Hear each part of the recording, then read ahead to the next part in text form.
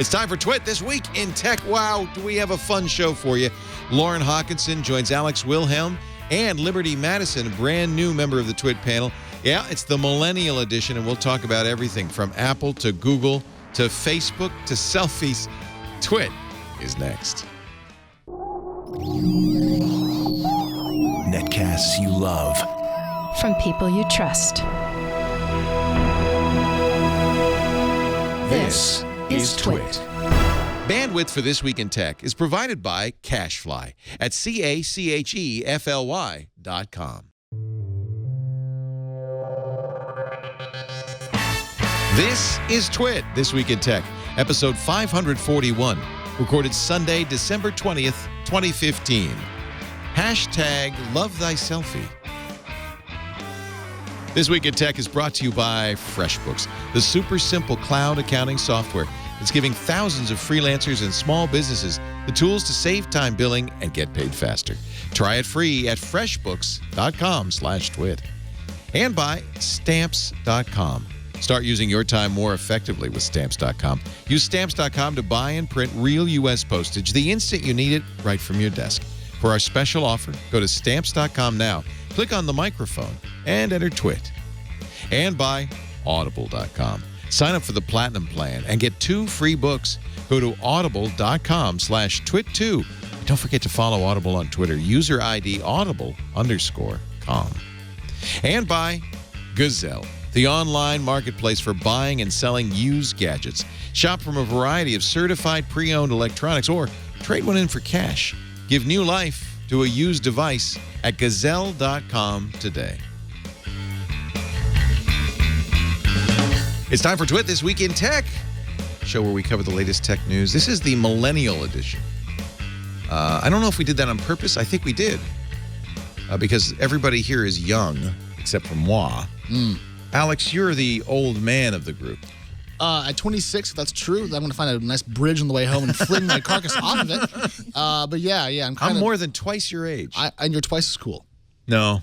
Well, although Lauren Hockenson says you're an old man in a young man's body. Yeah. I don't endorse that comment. That's her personal conjecture. Lauren is with The Next Web. Nice to have you. Hi. Alex was at TechCrunch. Where are you going? I'm still TechCrunch to the end of the year, so I'm not dead not yet. Much longer. I went to go for a walk. I'm joining a company called Mattermark. There's Mattermark.com if you want to look it up. They do a lot of data on private startups, and I'm going to join as their editor-in-chief, and I'm going to be doing a lot of analysis and research. You're going to be an analyst? Yeah, but in a journalistic capacity. So my job is to do a lot of thinking and writing and that sort of stuff. That sounds like a great gig. Yeah, I'm really excited about it. Off the news cycle. Normally we talk about, wouldn't that be nice? Not have to be, where's your 4 posts today? Exactly. But normally we think of analysts as working not for the public, but really for investors. And so their mission is different. But are you going to be for investors, or are you going to be kind of a public face? I think more of a public face. I'm definitely going to be writing for a general broad audience, and so I don't think I have any restrictions on what I can or can't do. Nice. So I think I can still come on the show. So sounds like a great gig. I'm very excited. I'm really happy for you. Thank you, sir. Congratulations. Also with us, and this is her first time, and I'm really thrilled. In fact, I only met her last week, and she's only heard Twit once, but I was so impressed. I said, you're coming back. Liberty Madison. Thank you so much, Leo. LibertyMadison.com. Hashtag that tech girl. That's me. Hashtag that tech girl.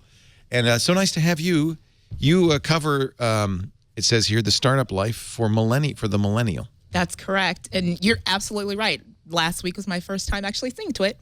And thank you so much for inviting So this me is back. this is a baptism by fire. Welcome. Because it's an unusual roundtable, but I've already told you the ground rules, which is just inject yourself at any point, and if possible, let's not all talk at once, and that's about it, right? Mm-hmm. Right. And I think you'll all have opinions about most of these stories. There's this is normally kind of a slow week, to be honest, as we get the run up to Christmas. But there was a lot of news this week. Next week, I should just mention a programming note. We are going to do our traditional holiday gathering, and Paul and Storm will join us. Odocta, the Giz Wiz musical performance from the Dinaholics. You should enjoy them, and it's fun, and it's going to be kind of more comedy, less news, because really 2 days after Christmas is more comedy, no news. No news. It's pretty much no news. But it's awesome. It's a guarantee. And then the following week will be our best of, and I think it's too late now. At this point, it's pretty locked. Although I suppose you could submit some last-minute things because I do have a few more moments to pick, but we're almost there. Twit.tv/best of for last-minute submissions. And of great note, this is Jason Howell's last time running the board for This Week in Tech. We've moved him upstairs to full-time hosting. He and Megan Maroney are going to host our new TNT, which will be at a new time. We're moving it from 10 in the morning to 4 in the afternoon Pacific, 4 p.m. Pacific, 7 p.m. Eastern. That's right at midnight UTC. And the idea is that we want to capture all of the tech news of the day and have a show ready for you in the morning on your commute. So I think that's a good time. I would agree. Yeah. Hangouts message from somewhere. I'm not really Is that you or me? I think that might be you. Well, I don't want people to hang out messaging me right now. That's for sure. On vacation. Is my phone on? No, it's not. No, it's me. It was loud enough that it's probably coming from my computer. Yeah. So, anyway, thank you, Jason, for really great. How long have you been doing this? 2 years? Well, not even. I think it was like September or October of last year. So, yeah, a little more than a year. Yeah, a little more than a year. Replacing Chad Johnson, OMG That's right. Chad. Yeah, but nobody really lasts long in this job because I'm a son of a gun. Nah, but I mean, you did a great job, and you're moving to All About Android. You'll continue to do. You'll do TN2. Actually, it's TNT. Right, it's TNT. TN2 is kind of slot. folding into it. So looking forward to it. I'm looking forward to your daily take. Of course, you were for many years the producer and board on first Buzz Out Loud and then the original TNT. So you've always been a big contributor to our news operations. I kind of have tech news on a daily scale in my blood at this point with 10 years behind me. Now comes the hard part of stepping out from behind all of the technology and actually talking somewhat smartly about it. It's going to be fun. We'll see how it goes. You know what? I'm looking forward to it. It is good. I think you're going to have a great time. Thank you. And we thank you for your work here. Oh, absolutely. We're pleasure. promoting a guy into your position who's been around for a while. We found him in the chat room. He was effing done, and it still is effing done in the chat room, is Jason Cleanthus. He is moving into the role that you have, which is my regular producer and technical director. So welcome, Jason Cleanthus. It's going to be easy for me. Yeah. I called Elaine for about a year, so we've decided now that we should only have people with the same name running the board. Jason's forever moving forward. I like that plan. That's the only thing that can happen. So bad old Congress, they snuck CISA into the appropriations bill and passed it. And you know what? It's going to become law regardless. So this was a bill that many of us tried to fight against. I thought it was a bad idea. The Electronic Frontier Foundation thought it was a bad idea. It's the Cybersecurity Information Sharing Act of 2015. And I think a lot of tech companies had mixed feelings about it. Mixed to bad, I think, was the general gist. I mean, there's a lot of privacy concerns.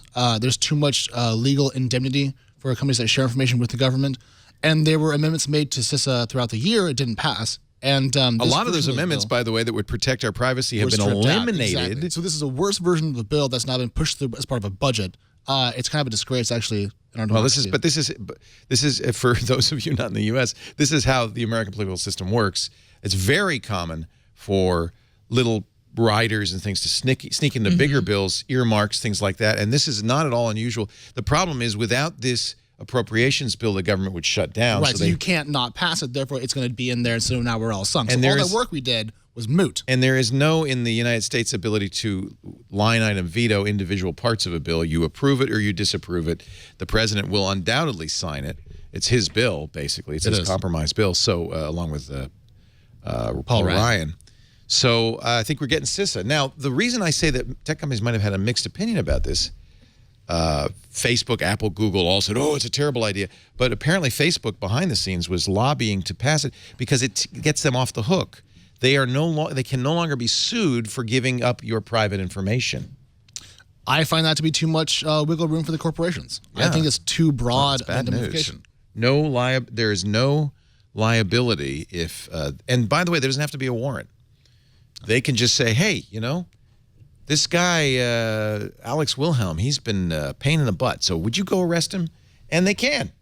And even if they arrested you and it was false pretenses and you sued the government and everything, you can't sue the government, you can't sue this company. Well, that would have been true before, but now I couldn't sue Facebook as part of the bargain. Right. But I just find it really sad that we worked on this in Congress and in the media and public sphere for a couple years now. It's kind of shocking. And instead of that, all that stuff we did to try to make it better and add our privacy protections, we're passing it in this really, really disgraceful way. Yeah. I mean, this is Congress at its worst, which is saying a lot, I know. It's a big statement because they're usually pretty far down the tree already, but this is really sad. Yeah. So what do you think that means for the average American learning about this bill possibly for the first time? How is this affecting their interaction with privacy? Because obviously everyone here knows what's going on and how is that going to affect them? But what is the average person?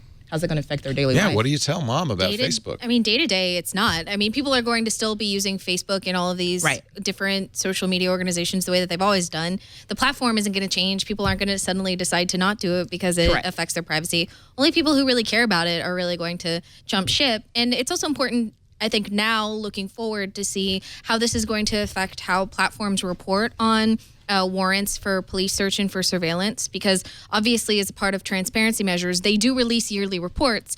And I mean, the U.S. has always been far and away the country with the most warrants for search on these sorts of platforms, especially on Facebook. It's like far and away always the U.S. has the most. So I think that what we're going to see here is, I think that it's going to mean that there are going to be more opportunities for the local law enforcement and for the government to tap into these sorts of stores of information. Well, this isn't about local law enforcement. This is about broader cybersecurity, right? This is a much different kind of bill than bills used to bring local law enforcement information about us. Well, yes and no, right? So you still have to have a law enforcement body enacted for CISA to be enforced. Certainly, but not local. I mean, Yes, local. Your police department's going to work on your cybersecurity? Not just local. Oh, dear heavens. Come on. No, because that's the thing. It says it's cybersecurity, but it's really data sharing. So it means that any government organization, not even necessarily law enforcement, can go to Facebook and say, we'd like some information about this. The thing is, Facebook could still resist, but there's no legal incentive for them to resist. They're no longer liable if they hand it over. And this is my fear, is that they're just going to say, fine. Maybe not, because people are paying attention. That's why they do these transparency reports now, is because people were paying attention. Apple maybe will continue to fight that fight. Twitter's been very good about fighting that fight. But I also feel like they don't have the stick. They have the carrot, but not the stick to make them fight for our privacy. I think to answer your question, Liberty, it's really people should it just reinforces what we've said all along. If you put it on the internet, it's public. Period. Exactly. Do they have the opportunity to say, hey, we can make your information private, and who was going to uphold them to that? They don't. Once they don't you have put it out there, it's kind of public. Right. So even if Facebook says, well, no, this is your private, and there are kind of if I'm going to be fair, we should mention that the San Bernardino shooters posted in private direct messages, private Facebook messages, their intent, or at least their allegiance to ISIS. But that wasn't something the government could see. In fact, the New York Times wrote an article saying it's a shocking thing that our intelligence didn't know this, when in fact their own internal ombudsman spanked them over this. Margaret Sullivan said that, no, that's shameful. That was bad reporting, because there was no way the government could have seen these private messages. Well, guess what? Now they can. I don't know. Well, to a certain extent. I don't want to overblow how much information sharing is going to happen as part of CISA. But it may not, you're saying. Well, it's going to be a lot, but it's not going to be, I think, centered around individual communications. I think it's going to be more dumps regarding to cyber intrusion, cyber attacks, that sort of thing. So it's not just going to be like PRISM on steroids, going back to the NSA program, but instead more of a way just to get more data into the government without legal safe protections for us, because we can't sue. Right. That's the scary part. It's one facet of a larger, broken NatSec security position that we're in. It makes me sad, but it's not this, panopticon they're bringing down upon our social media profiles in the short term. I think it definitely sets a precedent. So you can... A negative precedent. Of course. Yeah. Oh, going back to Leah's point, though, the average American is politically active as like a box of cornflakes, so I don't really think they don't really care. Going to do much. They just want to look at cat gifs on Facebook. See, I worry, but you said the word data dump, and that worries me, because that means that law enforcement, Facebook can't get in trouble for doing this, whether they do it or not, I don't know. But they could say, well, we noticed the word Islam used in 10,000 posts. Here they are. And giving that to the federal government with no risk for them. That could happen. I don't know if Facebook would do that, but that could happen, right? That under my understanding, that could happen. I doubt that it would, given the cybersecurity focus of the bill. Let's hope not. But let's very much hope not. That would be a really sad turn of events. Again, I think the lesson everybody should learn every time we hear about data breaches and now CISA is if you're putting it on the internet, you might assume that others might see this, including law enforcement. I think that's the takeaway. Yeah. Thank heavens for encryption. Don't Snapchat your crimes. Well, we'll handle that later. That'll be another budget bill next year, right? We'll ruin that. Q2 16 will be fine. Scary. And I have to say, probably terrorists have long known this. This is not news to bad guys. Don't post it on Facebook, right? Oh, they found my Facebook. Dang it! It's only like, it's stupid. Billy, what were you doing? How many times have bad guys been caught because they posted pictures of them, holding the money? Like I said, don't Snapchat your crimes. That happens all the time. Don't. Can you get a bumper sticker for that? does. Just like hand them out in high school. So Yes. there you go. Come I on. think we should add a sticker to Lauren Hockenson's laptop here. It says, don't Snapchat that crime, bro. Thank you, but no vacancy, as we can see. Sorry. No, I'll take it. No, there's layers. You can go layers. You could have another layer. Also, Lauren is far too cool for Snapchat. So No, you It's by Snapchat. that. Oh, wow. I don't. I'm really bad at it. I'll be honest. I'm I like brought you kids here because you're supposed to I understand how snap. Snapchat with works. your Snap hula me, I hoops. snap. All right. Yeah, your hula hoops and your skateboards and your snaps. Young please kids. send me your snaps to at Leo Laporte on Snapchat. Thank you. Actually, this is a sure sign that Snapchat is over. I Snapchat. So that's a sure sign there's no Snapchat happening in the younger people. They'll find something where their dad isn't Snapchatting. What would you freak out if your mom Snapchatted you? No, because it would probably be some kind of dark hallway and my mom being like, "It's a snap, look." Just not, it's there, but it's not the quite Liberty's right. Snapchatting right now. Hashtag that tech girl. Just nailing Let's it. get that trendy There on we the go. tweets. Let's get it. What does that mean, by the way? Why do you have a hashtag? I don't have a hashtag. Why don't you have a hashtag? I'm Let's not- talk about that. That's Let's a switch good the direction point. of the You show. should have Why a don't you hashtag. have a hashtag? Well, Lauren would be hashtag wee. Leo would be hashtag curmudgeon, and I don't know what I would I'm be. not a curmudgeon. You're a curmudgeon. I am pleasant and happy like a warm sunrise. You're- This is Cranky an open door cuss. I can't walk into, so I'm gonna safely remove myself from this conversation All right. because I've got a list of hashtags that could really work for you. Well, I have a hashtag because I was unfortunate enough to get at Liberty. You've got at Alex. Oh, yeah. He paid for that. You've got that. You bought at Alex. $60. That's and amazing. 08. Like that's not blood out of I was proportion in here. 08. I should have just got my name. I just got That would have been smart. at Liberty Madison. At Liberty would have been awesome. I know. Except that then ISIS would target you. I think So- they do now. Liberty Yeah. Madison. Liberty Madison. Yeah. Okay. I think people confuse you with Ashley Madison. Exactly. Your that life has has been happened ruined. so many times. Has it? It actually has. Ashley Madison. I get some of that traffic, so I'm It's appreciative terrible. for that. So thank you, But this everybody. is, out there. and I asked you this when I met you. This is your real name. Yes. This is not some fanciful. It's just it happens to be a your fantastic parents have name. a great, brilliant. I tell parents that. I say, if you're going to name your kid nowadays, you want to check the URL, make sure it's available. Definitely. Check the Twitter handle, register it if it's. So you need you don't name a kid John Smith now.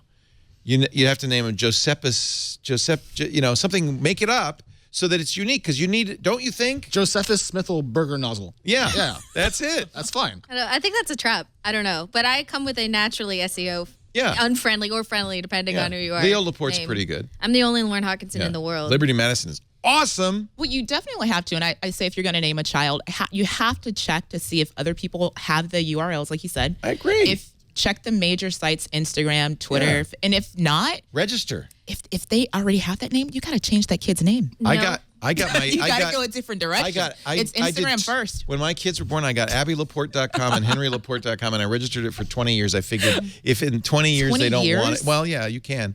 And I said, if in 20 years they don't want it, well, then there you go. No lie, I just actually talked to the CEO whose wife is actually due to give birth any day now. And he said, by the way, I have registered all of my baby's social properties already. Yes. You He's should. He's like Twitter handle, Instagram handle, Facebook. There you go. Website. And he was just like, well, if it's awful and they don't want it, cool. But I already did the legwork for them. Too so bad you're you can't. welcome. Too bad you can't register hashtags.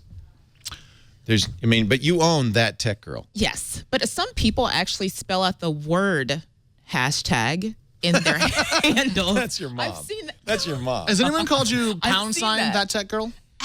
Well, that would be the 40+ crowd. I see. So that's Leo's team.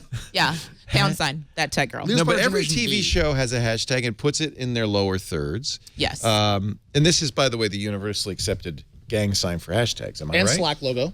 No? I've never seen anyone do it in real life besides right now. So Don't this people is do new. that on Instagram and stuff? Am I doing that wrong? You wait a minute, like that? Are both fingers facing out? Watch the intern. This looks like I'm Intern's getting. got it. This looks like I don't want to get acid thrown in my eyes more. Than like I'm hashtagging. Hashtag. Porque no los dos. All right. I am not. My hashtag foo is not strong. It's okay. So wait, back to the point. Like 10 minutes ago, why do you have a hashtag? Why don't you have a hashtag? Exactly. That's I think that's the right That is answer. not Not an the right answer. answer. Is it She's because- right, man. okay. She just nailed you. Yeah. All right. Why All don't right. you have it? Rebuke We're gonna get you a accepted. hashtag. What is a hashtag though? Let's really get down to it because by the way, I happen to know the guy who invented them. Yeah. Just Wow. Chris Messina. Oh, sure. He just topped everybody. And Chris proposed on Twitter, probably 2008, probably around 2007, 2008. You know, we really ought to have some way of indicating that this is a topic, and so that you can organize it. And really, what a hashtag is a search term. Exactly. So on Twitter, it has become that. When you click the hashtag, you actually do a search for all of that. But I think that came later. I think really that's the idea. Is this is a canned search. Hashtag just really cultivates your conversation and lets you actually build the story and see who is involved in the story, who wants to talk with you and add their input without having to at you all the time. So Here is the official ASL hashtag sign, and it's kind of what we were talking about. So you have your front hand with the back of your fingers facing out, your back hand with the back of your face facing in, so you're touching the insides of your fingers, and you tap the back hand twice. Hashtag. Hashtag. Everybody, Pound hashtag. sign. Hashtag that tech girl. hashtag. Hashtag twit. I hashtag twit already. Hashtag Leo's hairdo. Yeah. I think, though, I have to say that it's certainly a good marketing idea to have a hashtag, but really the idea is it's supposed to be kind of organic, that hashtags emerge, you know, as a subject becomes a big subject. And it's actually interesting to watch the fight over what the official hashtag will be, you know. The thing is, you can't own a hashtag. You just have to dominate. That's you have kind of to what I mean. dominate a hashtag. You could say your hashtag that tech girl, but it's really not up to you to decide. It's up to the community to say, no, she is that tech girl. And we've seen with different, you know, Ferguson, Black Lives Matter. We've seen hashtags emerge and become accepted. Yeah. I mean, there's no question. Black Lives Matter there's no other hashtag. That's the hashtag, right? Yes. Also, TCOT, which is popular among conservatives. TCOT. Oh, TCOT. if you will. TCOT. Yeah. What is TCOT? Top conservative on Twitter. Yep. Yes. If you want to have a really fun time on Twitter that day, read that search. Yeah. It's a whole kettle of fish. Wait a minute. I don't understand. Has somebody become every day a different day? No. No. It's just the conversation on it's the an tag. organic Yeah. way that conservatives manage to stay in touch with other people around their TCOT. movement. TCOT. Yeah. All right, that's good. Every party, every person, every conversation has their own hashtag. And that's what you see when you go to the Don't Twitter tweet it, though. trends. Don't tweet it though. Search it though. Don't tweet it. Yeah, don't. Oh, I just tweeted TCOT. Oh, no. That's not good. This has been Twit. He's like trying to tweet it. Like, don't do that. Grandpa, don't tweet your hashtags. You're jumping into the kettle of fish at that point. I typed into the wrong thing. I wouldn't have tweeted it. It's like typing a hashtag into Google. I know. Have you ever done that though? Really? Yeah, No, although my dad. Hashtag adult diapers, and then you. All and the time. then, No. Yeah, But my no. dad is really funny. He doesn't really understand Twitter. So he'll say to me, we were driving once and he said, you know, Lauren, I search you on Google every once in a while when I want to keep up with you. And I said, oh, Daddy, that's really nice. He said, I came across your Twitter once. I don't know what the hell you're saying. It sounds like you had a stroke. When you read people's Twitter, it sounds like gibberish. It's like because you only have so few characters and you have to hashtag and it's a shorthand. Yeah, Lauren, what do you mean area reporter finds donuts? What do you mean? Well, Dad, it's an old meme based on news reporting from the That's the 1940s. problem. And There's a cultural, and that's why you young people are here, because there is and it's fascinating to me, but there's a 20-something cultural basis that you guys come from. Things like the zoo tycoon. no, that's not us. That's just her. That's just me. That's definitely just her. Well, who is that I'm- again? This is Isabel. Yeah. Isabel from what? Isabel is from Animal Crossing. I don't gosh, not this understand again. what this is. The hashtag is addictive as Seriously, well. Animal so. Crossing was one of the Animal best Crossing. selling games. Hashtag Liberty has Animal an actual Crossing. point to make. Yeah, please. I think it's addictive, and also to your point of being in a younger demographic, I find myself actually saying hashtag, Yeah. saying the word, I feel like that's and a not bad just thing. typing it. No, I noticed when my daughter posts on Instagram, and I don't understand because that's a lot of typing. There'll be 10 hashtags in there. I see that a lot. Only 10. She stops at 10 hashtags? Only 10. Wow. So you see got to people hit the maximum with 30, tons of guys, if you're hashtags. serious about Instagram. If you're serious about building your following. And the thing about Instagram, unlike Twitter, you can't click a hashtag. Oh, definitely you can. Oh, you can on Instagram? Yes. I have literally spent possibly 20 hours on Instagram searching hashtags. Because Instagram won't let you click a link. It's amazing. Like if you put okay, here's unicorn hair. Oh yeah, you're right. Yeah, and it'll go to all the and unicorn you hair search photos. across the world for everyone who has unicorn hair. Holy cow! Who knew That's there no was? one. Unicorns aren't real. Is that a thing? It's Yes. a thing. It is. So really, that's what hashtag means. It's a thing. Hashtag it's a thing. Yeah. Sorry, not sorry. Hashtag Sorry, not sorry. Yeah, she's right. So it's a thing, though, is kind of what you're saying with a hashtag. And that's what you should tell your dad. Well, Yeah. when you see things like that, it's a thing. Yeah, I think I might just drop him like a primer Yeah, on maybe Kantian philosophy and just say this will have all the answers. This is phenomenal, Just not think new. about Categorical imperative. the category. of hashtag. Yeah. Right. If This is you got- Maslow's hierarchy of hashtags. If you got that joke, please go outside. You and guys are too do something else. intellectual. Not only are I you wanna in search with the unicorn hair. kids, but you're talking about Kant and We caught Kant. Maslow's hierarchy of needs. Yeah. Were you a philosophy major? No. No. I was. wasn't. You were? Alex was. Yeah. What did Alex you major didn't in? have a real major. Did you guys go to school together? No. Were you roommates? No. I feel like you knew each other well. We've been friends for a long time, and so Okay. this was planned to have us both on at the same time. Actually, Yes. to see Because what you was know each other. Yeah. To see what would happen. Well, if I had known that, I'm sorry, Liberty, I would have brought your roommate on as well. Thank Yeah. you. Yeah. I appreciate that. What All did you 8 of them. study in school? Liberty, what did you study in school? TV and film. TV and film. See, she's prepared for this. What did you study? I have 2 degrees in English and in do? journalism. Yeah, I got Wow, 2 I'm degrees for the impressed. price of 1. Wow. Yeah. Master's in journalism? No, not a master's. 2 BSs.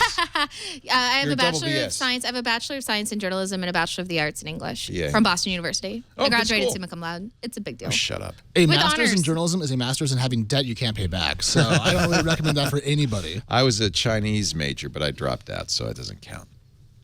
Our show today, we're going to take a break. When we come back, the FAA drone registry is official, and you may get some bad news about that in a second. But first, a word from our sponsor, FreshBooks. If you're a freelancer or you got a new business and you're the one that's sending out the invoices, you got to know about FreshBooks. It's the easiest way for freelancers and small businesses to save time billing, to get paid faster, to get the job done. No more rummaging through receipts to try to keep track of your expenses. You just use the FreshBooks app to take a picture of that receipt. It automatically filters into your invoice for expensing.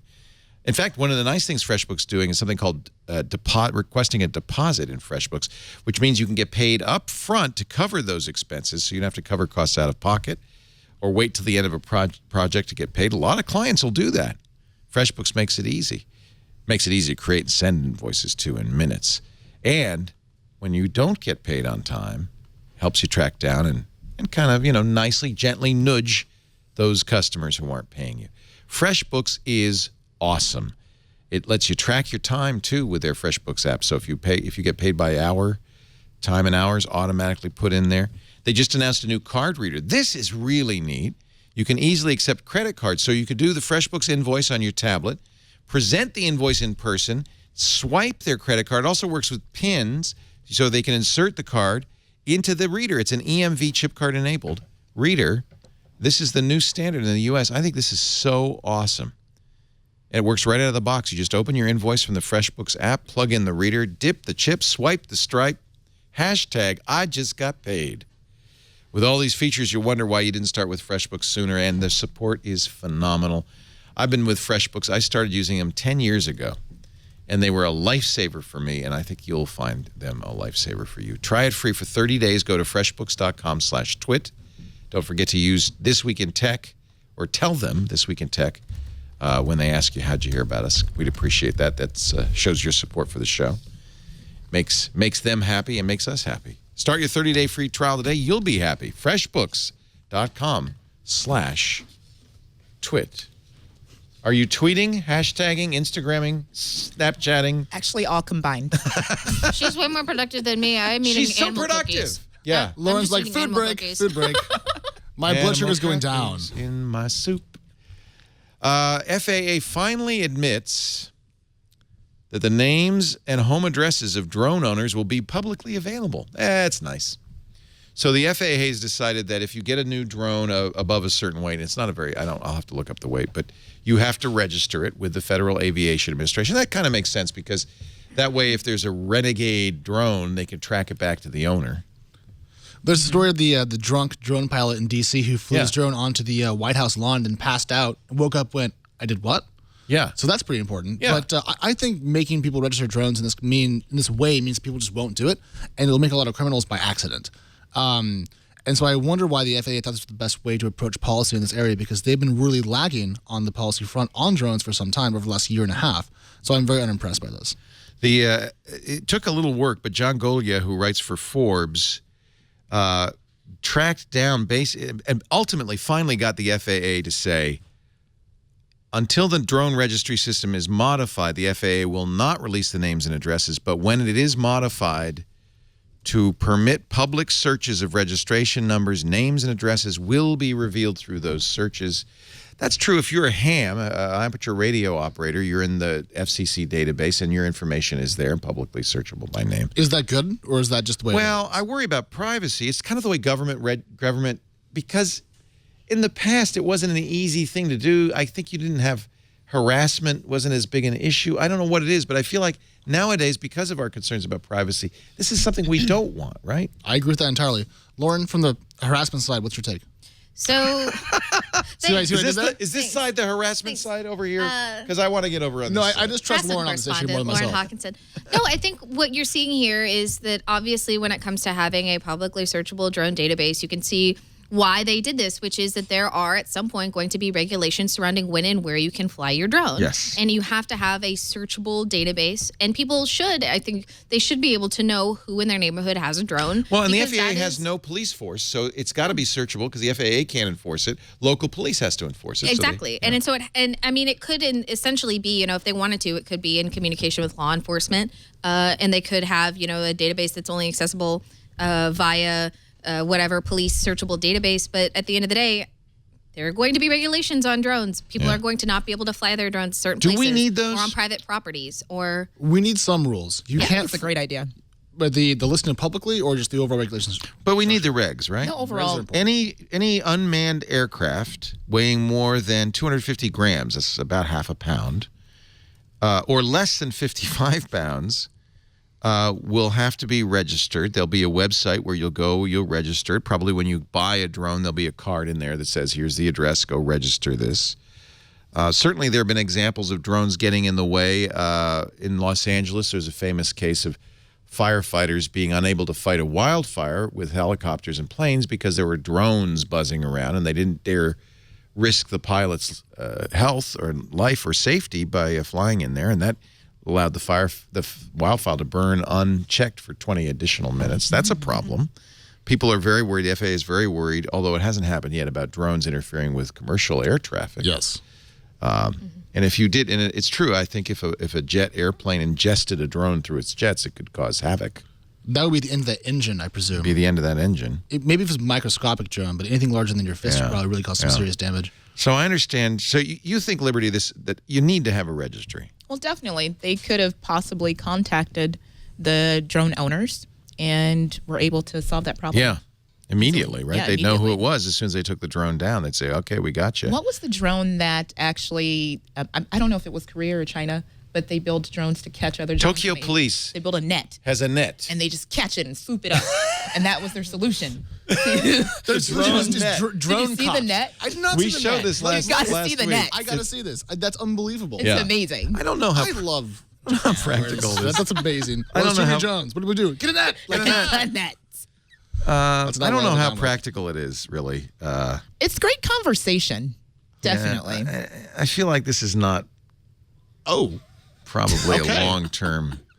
It's like a large spider with a really weird web. The group that is the hobbyist group for hobby flyers, the Academy of Model Aeronautics, said that they're exploring all legal and political means to stop the registry. Remember, we've had remote control aircraft forever without anything like this. And meanwhile, it's saying, and this might be a violation of the law, hold off registering. Hold off registering, says the AMA, if you're concerned about what data may be publicly available until we can get this resolved. Is that civil disobedience? Yes, that's exactly what that is. I'm in favor of it then. From drone owners. Drone owners of the world, unite. Unite. You have nothing to As lose. long as it doesn't Spectre affect over my Europe. selfie drone, I'm good. Do you have a selfie drone? You guys have not seen the selfie drone? What? I feel like the lamest human alive during this show. Like, what are you talking about? So there's a drone that you can have following You you don't around. have one, but Do you you know have one? about it. I don't have Oh, one. it's the Nixie. You're talking about the I Nixie. really want that. The what? But We- yeah, we, you can I take think your we own ordered photos. this. But I don't want that. I'm ugly. I think we ordered this. The idea is You you can have do this all you day. Or wear you can have your own drone. you wear something. You have either something in your pocket. You wear a wristwatch, and it's homing in on that, and it will fly above you. And take pictures of what you're doing. And if you're skiing down a slope, it will follow you down the slope. Yeah. Does Okay, that fall under the provided- weight limit? provided Do I have to you're- register my selfie drone? Yes. Yeah. Well, and also provided that the place that you're trying to fly your selfie drone, it's legal. Wait a minute. This is not it. This is a drone. that a different one? This is a wristwatch drone. You actually wear If this you're on your listening, wrist. make I more picked selfie the, drones. I picked the wrong one. That's the Nixie. This is the selfie drone. I don't know if this is real. I love that the Are Chinese has drones- no idea what to do with this right now. Are drones a problem in your experience, or is this overblown? We've had remote control aircraft for a while. Is it that it's so easy to fly that this is more of a problem? There certainly seem like a lot of drones around. They estimated that 700,000 drones will be gifted this Christmas. I think that it also comes down to the fact that drones are more likely to have cameras attached to them privacy. and other recording devices. And again, it's a privacy issue. It's if you are an average person, you are allowed to have a certain amount of personal privacy. And, you know, if you have a drone, you can sort of step out of those bounds because you're physically not on a property, but your drone can be on a property, and that comes with its own legal ramifications. But I think that it's a complicated issue that will transcend just a registry and transcend just regulations. It's going to be a combination of them in order to make drones safe for people who don't fly drones and also safe for people who do fly drones. How long do we have like skeet shooting, but for drones? I believe that's now. Oh, in that case, I'm in big favor of drones. Buy one for everyone. I've got a shotgun in the backyard. You know Let's what? do this. It's going to be a drone Christmas, and it's going to be a hoverboard Christmas. And what I don't want to see is drones and hoverboards combined. A droner That sounds board. fun. Wait, would that just be like a hoverboard with like a propeller on the front? Hard pass. Hard pass. Okay. Hard pass. Don't let your kids hoverboard. Friends don't let friends hoverboard. By the way, this is, you missed the bet, TechCrunch, the next web. You missed the bet on Linkbait, how to wrap a hoverboard for Christmas. Is that on Mashable? Sorry, none of my course. friends are Who losers, else? so I don't have to get them one. So a small anecdote about hoverboards. If you go to Soma, which is a neighborhood in SF, South of Market. yeah, where a bunch of 23-year-old tech bros live and work, you get run over by hoverboards all the time. Really? There's little Razor scooters and there's stupid little wheelies. And I just want to punch them all in Just the walk, face. guys. Just walk. I mean, God gave you 2 legs and it's only 4 blocks. You know, Walking is an amazing form of Exercise. Now, I say this as an owner of not one but 2 Segways. So that's really a bad idea. I can't come back on the show now. That's that's it. And I understand somebody in our household is getting a hoverboard for Christmas. So we're really, Spoiler. spoiler alert. Are you going to have a long talk about when to know when your hoverboard's on fire, or does that come later? How prevalent is that? Those are the what do they call them? Wegsays, the Hoverboard. yeah, but there's a particular brand, Swagway. Swagways. What now? Swagway. What is that? Swagway? Swagway is the most popular hoverboard brand apparently, and it's the one that's bursting into flames. At least one did in New Jersey, and they were able to track it back. Swagway says, no, ours are safe and warranted, and we stand behind them.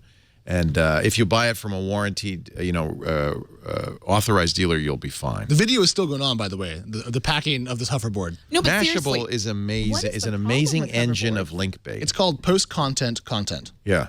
What does that mean? It's this sort of thing. It's something you've literally created to have something to fill space, but it's not actually. Well, it doesn't fill space. I bet it makes them a lot of money. Well- Because what's the Google search? for, I don't know. You how know, to you wrap a just, how do Segway. I wrap a hoverboard? Don't you think that's there we going to be a huge Google search in about one day? What the hell do I do with I this? don't understand why people hate hoverboards. Yep, You're giving yep. people Number one scooters. You're Thank giving you. people bikes. You're Why do giving you hate people hoverboards? I don't hate hoverboards. Why does Alex Wilhelm? Why do you Don't hate hover. They're hoverboards? not hoverboards. They're Segways with the handle broken off. Call them that. I'm fine with it. Okay, not everyone calls them hoverboards though. What did we call them this entire episode?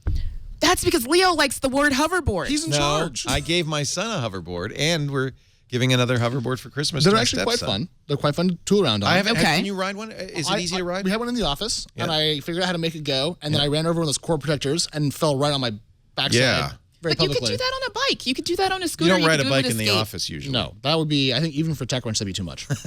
I think the issue is that it is an imbalanced road privilege to effort ratio.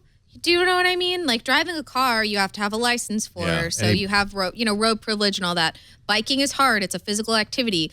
You walk, so you're using effort. If you are literally dragging yourself on a motorized wheeled apparatus 4 blocks somewhere with no effort involved, and also running over people on the sidewalk, like poor Alex, Very much poor on the Alex. daily. Are you saying it's a Right little? over. Well, they douchey? buzz by me and they're dorky. Is that the word you're? Yeah. You said it, not me. You were affected No, by I don't like seeing that them. word at all. Okay. And yet there are some things that it totally applies to. Riding around on a hoverboard. You is, look like a goofus. a goofus. A goofus is a good word This for is a this. family show. I'm trying to find ways to express myself without using profanity. Can I So, say doofus? Doofus is fine. Okay. Doofus or goofus, but you look silly. I mean, you're You look like a standing schmendrick. upright. Thank A you. schmendrick. I don't know what that means. You guys. I got the oldest millennials in history. I feel like Hello, excuse me while I talk about Shakespeare and Kantian philosophy and Schmendricks. oh my goodness. All right. Okay, so we have agreed at this point that everyone should have a hashtag, that selfie drones are a good idea. Definitely. Okay. And you don't have one yet, but you're going to get one. I will have one Do you after have a the selfie airing of the stick? show. Of course. Oh, I have a selfie stick too, but I don't use it. Listen to the sound of Alex clutching his own pearls in the wake of like this So selfie stick problem. the estimate is that thanks to selfies, the number of photos shot this year will exceed 1 trillion. A good many of them selfies. Question for you, Leo. Yeah. How many photos do you take of yourself in a day? I very few. How I many don't. selfies I in don't one day? like selfies because they feel self-involved to me. So if you can, I can, and you just go to my Instagram feed. I'm Mr. Laporte on Instagram, Mr_Laporte, and you'll see there are very few pictures of me because for some reason, I just feel like that's a little self-involved. How about you, Alex? Oh, look, he's taking a selfie right now. That's so sad. I don't really know how to selfie. I don't know if I did it right. There's 1 picture of me, 2 pictures of me, in 3 pictures of me, in like 50 pictures. How many pictures do you take in a day, just in general? I take Maybe not of yourself, but I take a lot of pictures, but not as many as you. I think. I think many you've do you taken. think more, I've taken a I think day? you've taken more pictures of yourself in this show than I've taken all day. wow. Did you guys see that? She's Am I wrong? new. Show. Yeah, she's This calls for new. a cocktail. She's new. I'm new and he's accurate. I'm not going. I'm right. I know. I'm right. I'm not. And there's no judgment here. Oh, no. no, I no. estimate that I probably take not just selfies, but just photos in general. I can go upward towards 300 to 400 in a day. A day? Wow. A day. I don't see anything that cool ever. You can make something that awesome. Like this mic, you can position it, get a filter on it, and get a couple of comments and likes. Throw some backstory on there. You get I'm some gonna- new I'm gonna be Instagram Backstory is honest. that it's a microphone. Let me be honest here. There are some people on this panel that people want to see more pictures of, and there are some people on this panel that people want to see fewer pictures of. And I would say you and me, Alex, fewer pictures. Definitely fewer. I would say Lauren and Liberty, more pictures. So if you're an attractive young woman, I think you then people give you a lot of props for selfies. But they're not all my experience selfies. has been that that's not what people want of me. And by the way, I'm on Leo. camera all day, every day. I don't need any selfies. Yo, are you saying you can't make it as an Instagram model? No. I think you can do anything you want to do. I think we give them some tooth whitening gel and, No, and you're some right. Instagram tee. No, I mean, you're that's, right. That's the Instagram model uniform. No, you're right. We give Wait. him that, and he's winning. Yeah. Instagram tea. Winning. Instagram tee. What You is haven't this? Seen that? Oh, you see that everywhere. What You is see it? it everywhere. That T Matei You or have something? to have a teeth whitening. Yeah. And some hair peel. It's people are selling and stuff, some basically. Instagram tee. That's the Instagram model uniform. What is the T? It's, I am in fact 85 years old. It's a slimming tee. slimming tea, right? Slimming detox tea. Those Yeah. are the 3 tools you need. It's kind of Team Matei or something. But Yeah. all the hotties on Instagram. It's Not a that I slim- know. Once you've made it, then you get Yeah. your teeth whitening. Wait, it's a sponsorship. slimming what tea? A slimming detox. detox tea. That's called bourbon. Which nobody, by the way, I'm sure drinks, but they all advertise. All right, let me take a selfie. See, I feel uncomfortable even doing this. And when I do it, I know there's only one thing people are looking at. It's you. So, all right. What's Huh? the selfie of him taking Get my mic in it? Would that No make it selfies. more interesting? My mic is in it? Scoot my chair. And then when you take a selfie, do you look at the camera or do you not look at the camera? You have to look at the camera, I think. So like you're communicating with your peeps? Alex is out. He's like, I'm out. I don't know the selfie protocol here. I don't know what the... Okay. That looks horrible. I'm not posting that. See, that's what happens. I take a selfie and I go, oh, I look terrible. Here, Lauren. It's like, when did I get a third chin? Like, You know, there's particular angles. See, there's something going on with that one. Yeah. There's something good. It looks in the moment. I got one of my many various hand faces. Yeah, you have a hand. You're doing a gang sign. So is that a part of it? It's not a gang sign. It's K-pop. K-pop? Yeah. which she played in the car all the way up today. Wait a minute, you're into All K-pop? of K-pop. Yeah, of course. All right, well, I'm going to share this on Instagram. Look how horrible I look. I look like a half-deflated balloon, babe. It's terrible. All right, this is why I don't do these. You gotta just Because I'm celebrate self-conscious. positivity in your selfies. It's Yeah. selfie positivity. Love yourself. Is that what this is all You'll about? love your selfie. Yeah, you're all set. Yeah. Hashtag love your selfie. Yep. Okay, Is wait that a a minute. thing? Now that's the other Just thing. became a thing. Okay. I want to see everyone loving their selfies.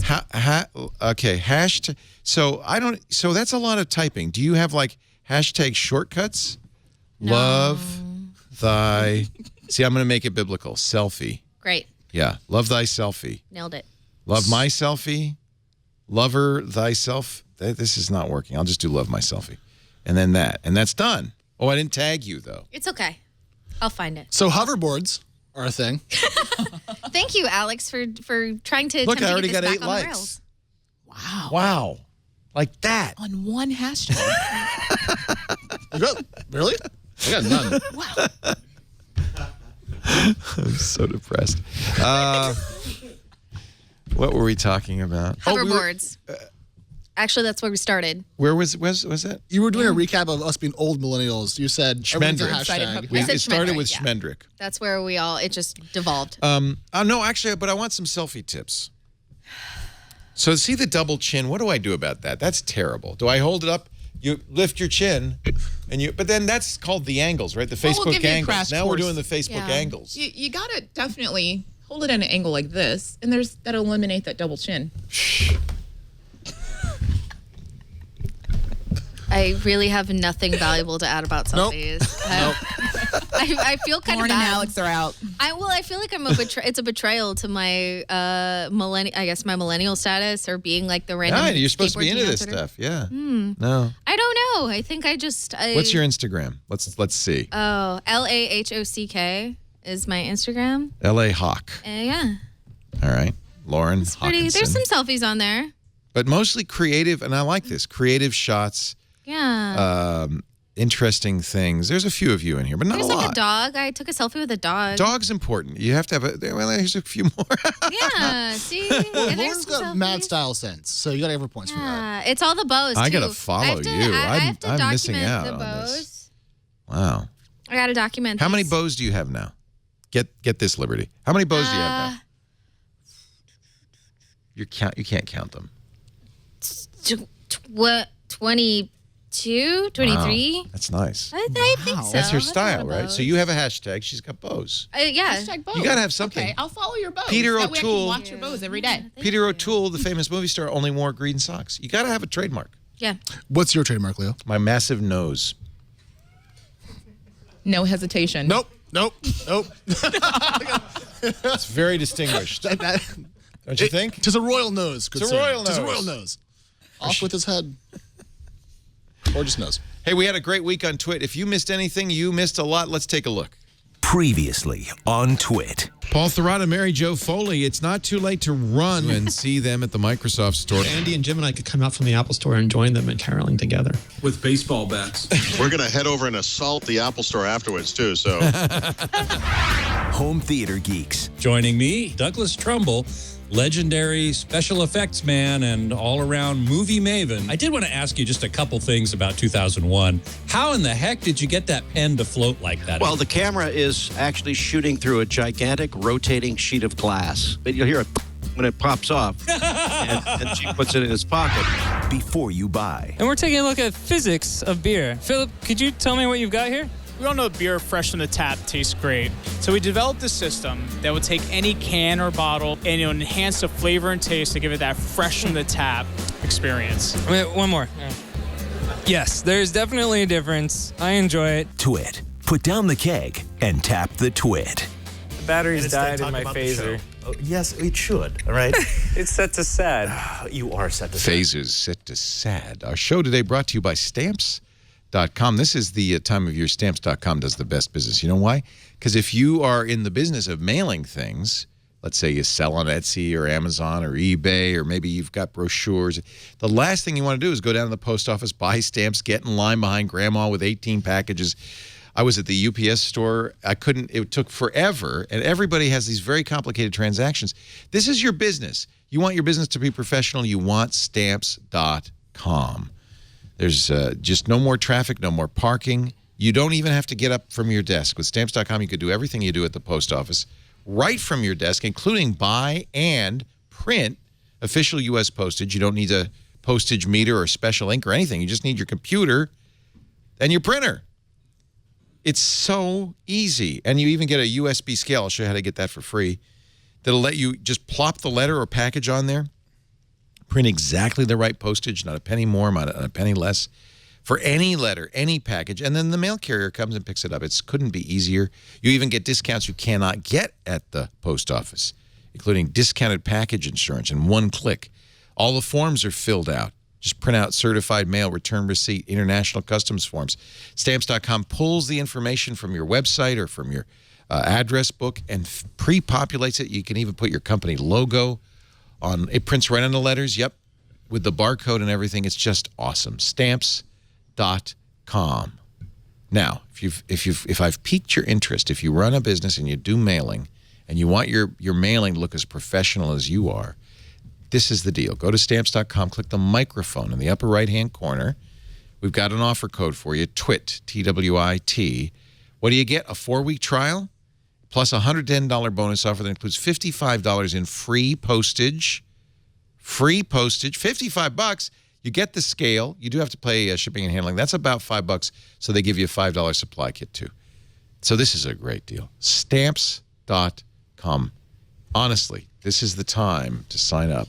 Stamps.com. You never need to go to the post office again. Look, on Alex Wilhelm's Instagram, there's a picture of Alex and a beautiful, oh, it's you. And I like the choice of black and white. I picked a random filter because I have no artistic expression whatsoever.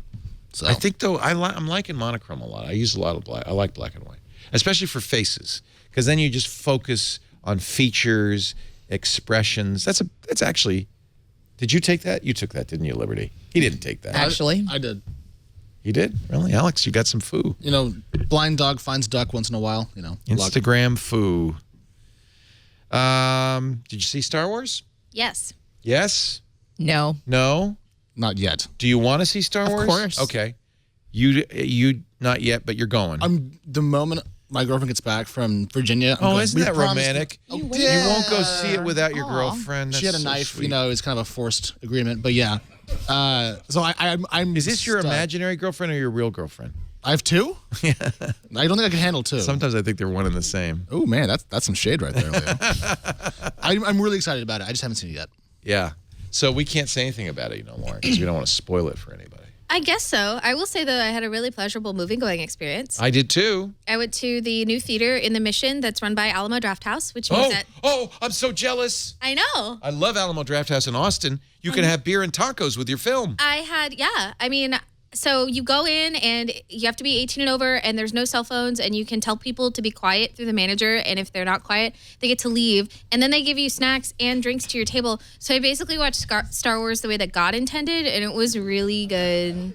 It was so good, though. Was it 3D or regular? It was regular. It was regular. They don't do 3D because they're smart. They have a 3D. They have a 3D theater in the new one, in the one in Mission. But so I just went, and it was really lovely, and I got some commemorative pint glasses, Star Wars pint glasses that they are doing only for the premiere. Yeah. So I got those. Nice. And I liked it. And also I want like 70 BB-8s. I want just like a tiny army of BB-8s. Isn't BB-8 awesome? Like I want them to follow me around like little ducklings. BB-8 is the new robot and really awesome. But no spoilers, I promise you. You know that. I'm not telling anybody. Yeah, you're not spoiling. School. Newsflash: BB-8's real cute. Yeah. I mean, I thought Wally was the cute robot. Now you've gone up to BB-8. Where does that put Wally on the cute robot scale? Alamo Drafthouse is famous for not tolerating annoying moviegoers, so much so that they have this video. This was an actual voicemail they received from a moviegoer who was thrown out of the Alamo Drafthouse. Have you heard this yet? No. Yeah. But I'm not surprised. They're serious about it. Yeah. This is what follows an actual voicemail. Yeah, I was wondering if you guys actually enjoy treating your there's a bad word there. like pieces of shit. Because that's how I felt when I went to the Alamo Drafthouse. Okay? You know what? I didn't know that I wasn't supposed to text in your little crappy-ass theater. It was too... Find my seat, all right? I was using my phone as a flashlight to get to my... Excuse me for using my phone. By the way, there'll be some profanity in this. United States of America. United States of America. To text in a theater. I was not aware that I couldn't text in your theater, all right? I've texted in all the other theaters in Austin, and no one ever gave a about what I was doing in my... Right? And it was on silent. It wasn't on loud. It wasn't bothering anybody. You guys, obviously, were being... and I'm sure that's what you do, you know, to rip people off. You take my money, and then you throw me out. You know, I will never be... And then they make a YouTube video of your voicemail and play it and shame you on the internet. They actually also play them. They play these sorts of things before the movie. Oh, this just is probably to what remind this is you. from. Yeah, this is from. Yeah, just to remind you that you're not supposed to use your cell phone or talk. That's great shaming. Isn't that? I would adhere to that. Can we please have her on Twit? That would be the best show ever. State of America. We're Magnetic States of America, Alamo Drafthouse Girl, Apple Part Lady, and Steve Kovac or something. It'd be awesome. Steve was supposed to be here today. He apologizes. He couldn't make it. Why couldn't he make it? Because Liberty Madison is much more attractive. Thank you so Someone much. please tag him on Twitter for that. He needs to know. He bailed. I think he went home for the holidays or something like that. He bailed, but he'll be back. So you guys know? Did you want Steve to be part of this group? He's part of our little Twitter cabal, if you will. Like we're all. It's like the 20s to 30s, Lauren's 30s going, tech journalists. Why are you shaking your head, Lauren? What's the issue? I feel like there's stuff going on behind the... No, it's it's just that Steve unfollowed me on Twitter. He unfollowed you. Oh, that's like a modern day burn. Yeah. Girlfriend, what did you do? See, I'm talking like the kids. Oh, no, he didn't. Wait, that's old. No, that's old. Stop, Leo, people don't do that anymore. Just no, Leo. Oh, no, he didn't. Well, as long as he didn't unfriend you on Facebook, that's the ultimate. No, that's a thing. Unfollowing you, I don't know. What does that mean? Unfriending you is wow. Like you can't even talk to him in real life. Yeah. Unfriending is like breaking up. Yeah, that's the worst. But so unfollowing is not? It's more, what is that? Unfollowing kind of hurts, but not as much as unfriending. Is it more like you just talk too much and I don't want to hear what you have to say kind of thing? See, I could put it on that. Maybe that, yeah. No? I don't know. Why did he unfollow? Can somebody tweet him? What is his handle? Really? It's at Steve Kovac. Thank you so much. At Steve Kovac. We all want to know. Oh, yeah, everybody tweet him. That's actually a really bad idea. But he could mute you now, right? They have mute, and the mute is invisible to the mutee. It could be for an indefinite period or a short period of time. Mute is like the kind unfollow when you don't want to hurt someone's feelings. Yeah. If you get muted, are you an M-mute-E? Sorry. It's terrible. No. Wow. Did you? We're gonna roll past that no, one. you didn't. That's appropriate. Let's move on. I'll take that one. All right.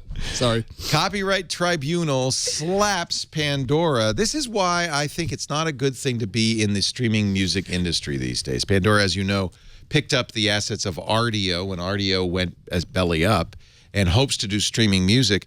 But the amount of money that one of these companies pays in royalties is set by a thing called the Copyright Tribunal, which in and of itself sounds almost, dystopian. Oh, the Copyright Tribunal has decided that Pandora, by the way, wanted to lower its rates. Pandora currently pays 14 cents per 100 songs played. So it's very low. It's 0.0014 dollars per song. But they now are raised to 17 cents per 100 songs play, which is a 20% increase. Doesn't sound like a lot, but remember that Pandora is hovering on the verge of, I think, of bankruptcy as it is. They pay more than $1 billion a year. They wanted it to get down to 11 cents per 100 songs. And by the way, the music industry, which uses sound exchange to enforce its copyrights, wanted a bigger increase. They wanted 25 cents per 100 songs. That would have killed Pandora, I think. Yeah, it's very close.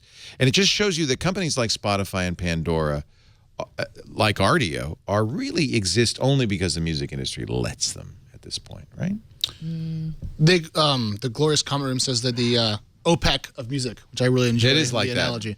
But Pandora's stock, following the announcement, actually shot up about 13%. Yeah. I think people were enthused that it wasn't a higher It wasn't as increase. bad as it could have been. Right. So it's priced in already to the share price. So the good news was good news of a sort. Not great news, given the cost increase. But I think Pandora will persist and stay on. So that's really what I care about. It's long-term viability of their unit economics.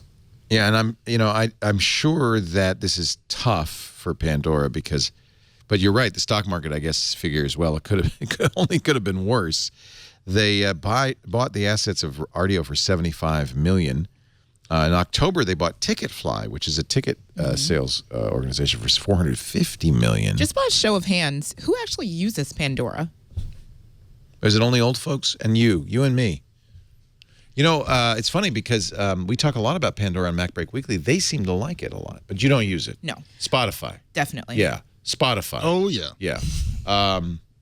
Oldtimeradio.com. Yeah. I have my little phonograph and I sit there and I start turning, I hand crank it, and then what I do is I go and program my ghost piano to play, and then I do a little yeah, exactly. What, do you wear a I'm top like hat while you do this? Like Michigan J Frog. All those schmendricks at oldtimeradio.com. Once again, what do you listen to? What's your streaming? Well, I have Spotify. Yeah. But I also listen to SoundCloud. You pay for Spotify? I pay for I pay for Spotify, and then I also have a premium SoundCloud account. Oh, you're the one. No, SoundCloud is the up and comer. I noticed my son, who's 21, and his gang listen to YouTube and Spotify, SoundCloud of all things. Yeah. And that's because I think, of course, he likes dubstep and kind of EDM, and there's a lot of remixes on there, and so SoundCloud's a good choice for that. I love SoundCloud's product, but their economics, given articles that I've seen, are not particularly good. Yeah. So I'm worried about their viability. Pandora is roughly profitable or break even, if I recall properly. I didn't check that right now. Barely, I think. Barely. Yeah. But I mean, SoundCloud's definitely still in startup mode, if you will. And I'm curious if they'll raise enough capital to make it to profitability. I think you make a good point. When the stock goes up 19%, that means the market believes that they can be profitable with that new rate. In fact, absolutely. Pandora's press release said this is a balanced rate that we can work with and grow from. So they were relieved, frankly, that it didn't go up as high as it could have.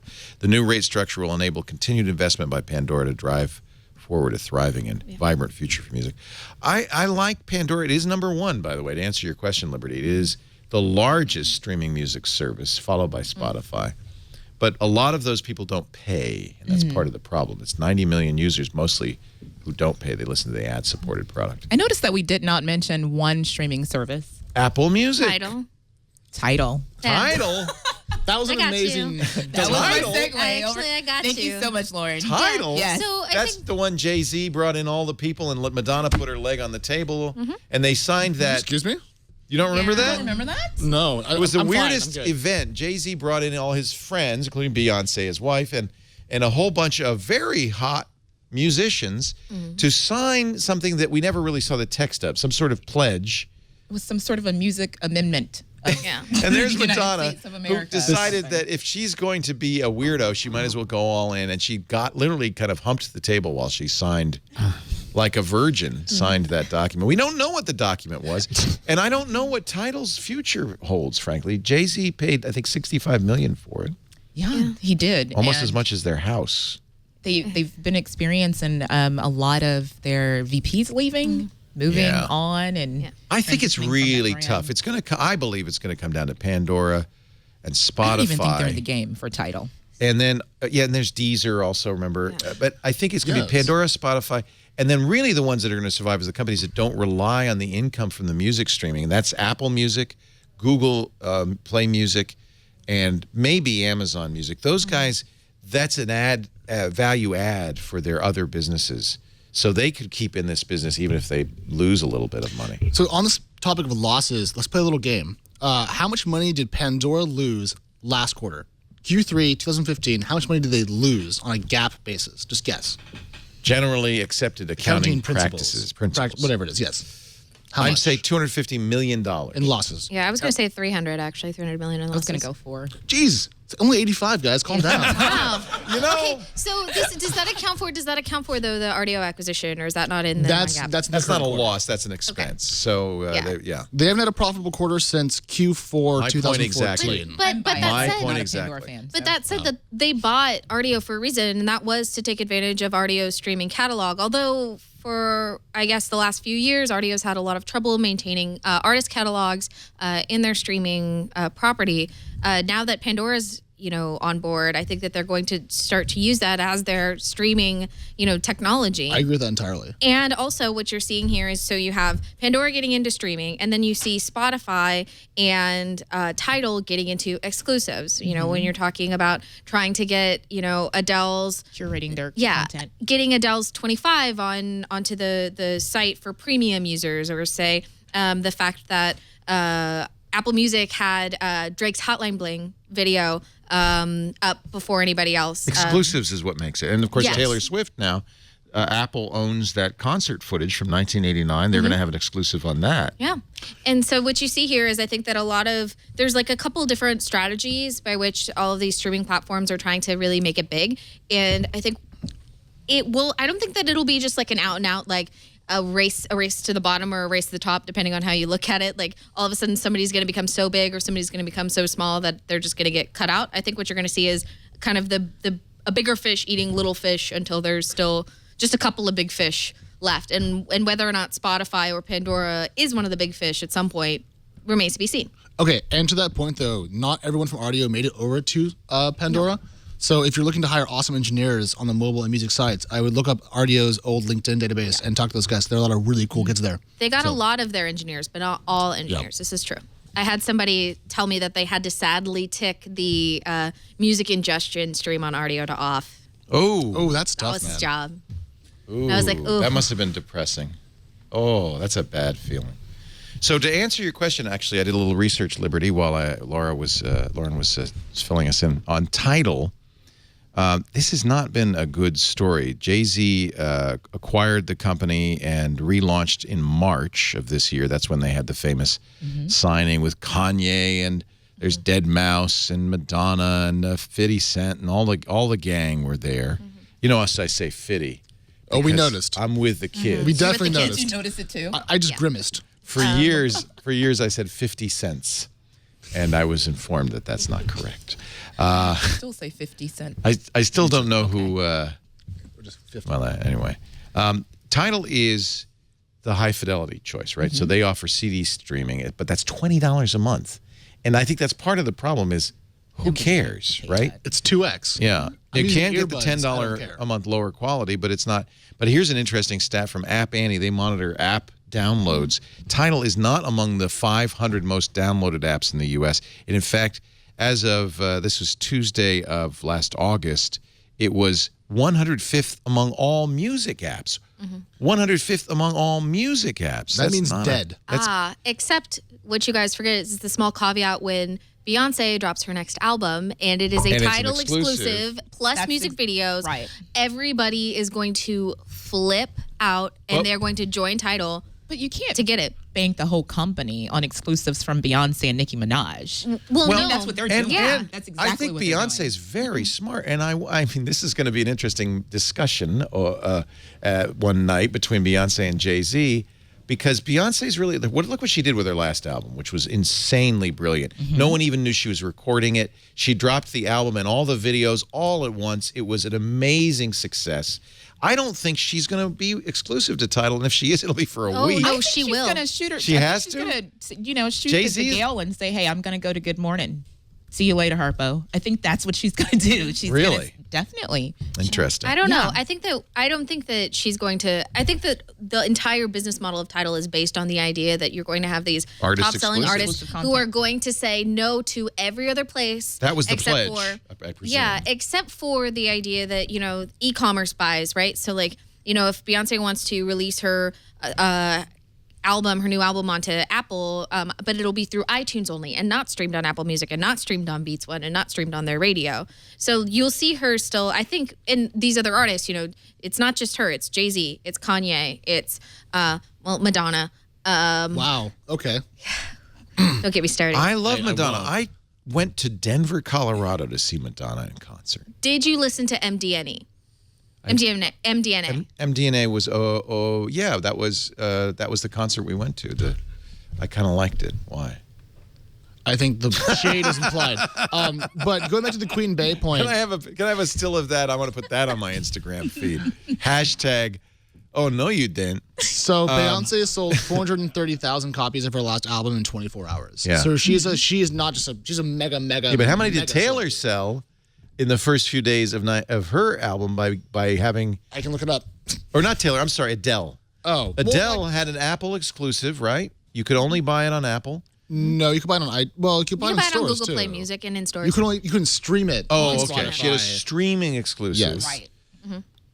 All right, so that's not a good example because you could stream it on. You could no, you could stream Beyonce on Spotify. You couldn't get 25 on Spotify. No, you can only get Hello, and you couldn't get. You could get Hello, the first song. Tried. And I did too.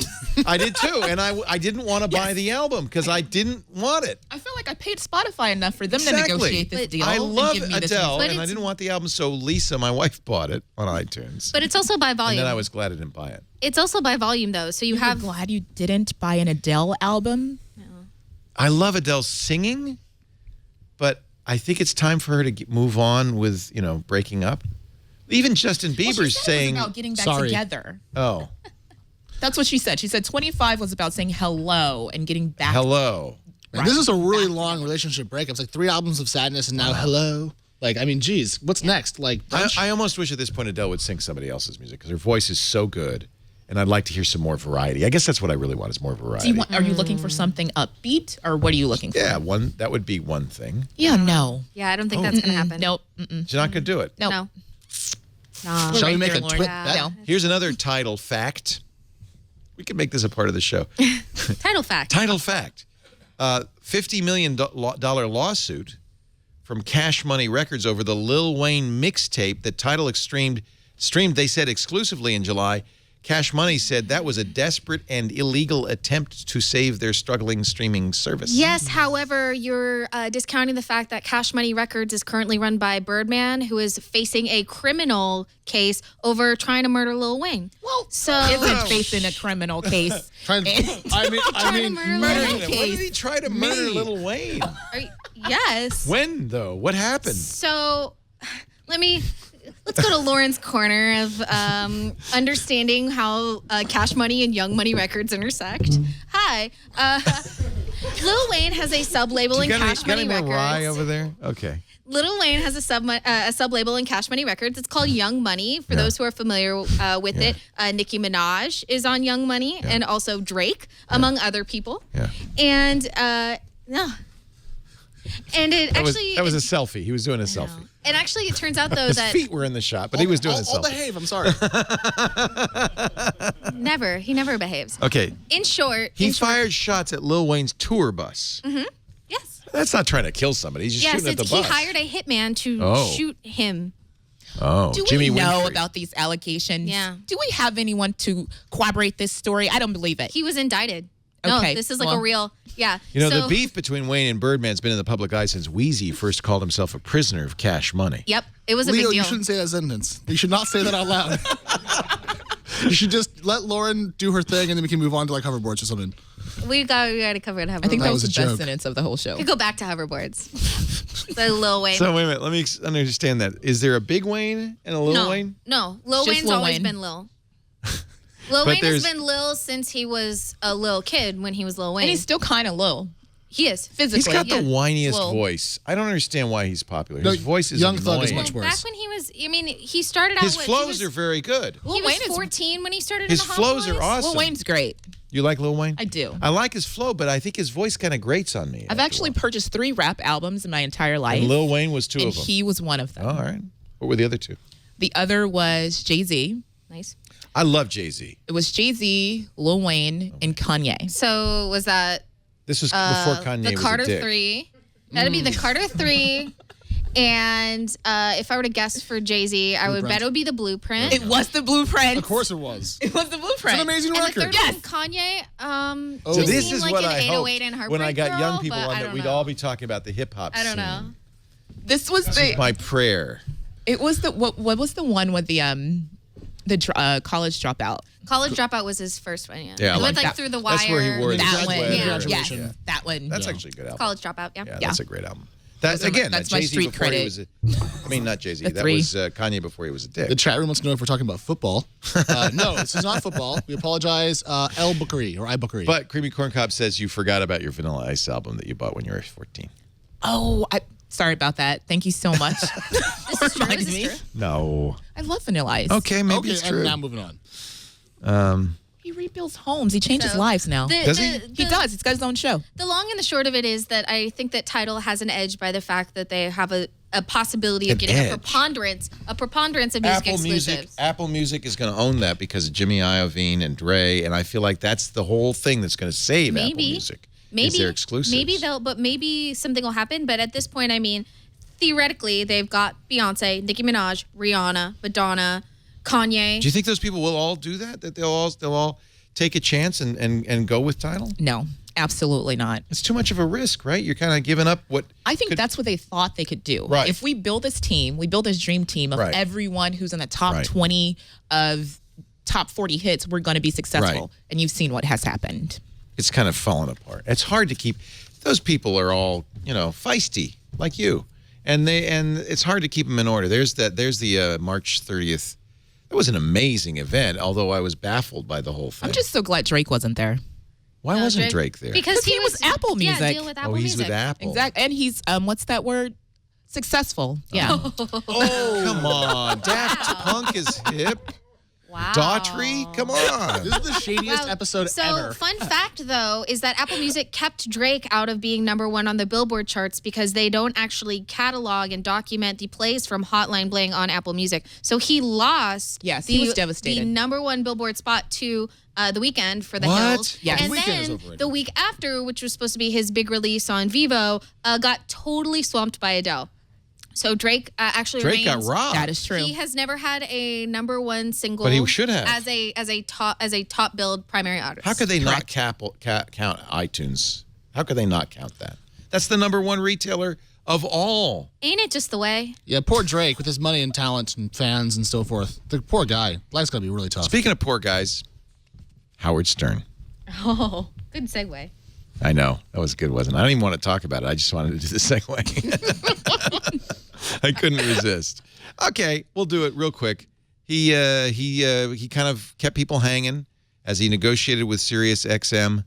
In fact, I think on Wednesday it was like he said goodbye practically to his staff and audience. But in the end, the king of all media announced he's going to stay with Sirius XM for another 5 years. It's a 12-year agreement. The last time he got $80 million a year, we think he's getting $90 million a year. The 12-year agreement includes all the old videos, which they're going to put in a special Sirius XM app that you can download and see Howard Stern anytime, anywhere. Can you explain to us why people like him so much? He must have an amazingly large audience We need that to information. command that kind of dollar amount. He's apparently 12% of all Sirius XM subscribers, and that's a lot of money because it's like $15 a month, right? 250. They think this article by our friend Matthew Ingram estimates he's worth about $250 million a year to Sirius XM in revenue. So 90 million, nothing, right? They're still making a good money. 160, yeah. And frankly, I don't know why anybody would have satellite radio in this day and age, since you can get everything that satellite radio offers except Howard Stern on your smartphone, right? So that's really the differentiator, because Howard's not available anywhere else. You have to have satellite radio if you want to listen to Howard. So I think that it's reasonable. Why do people listen?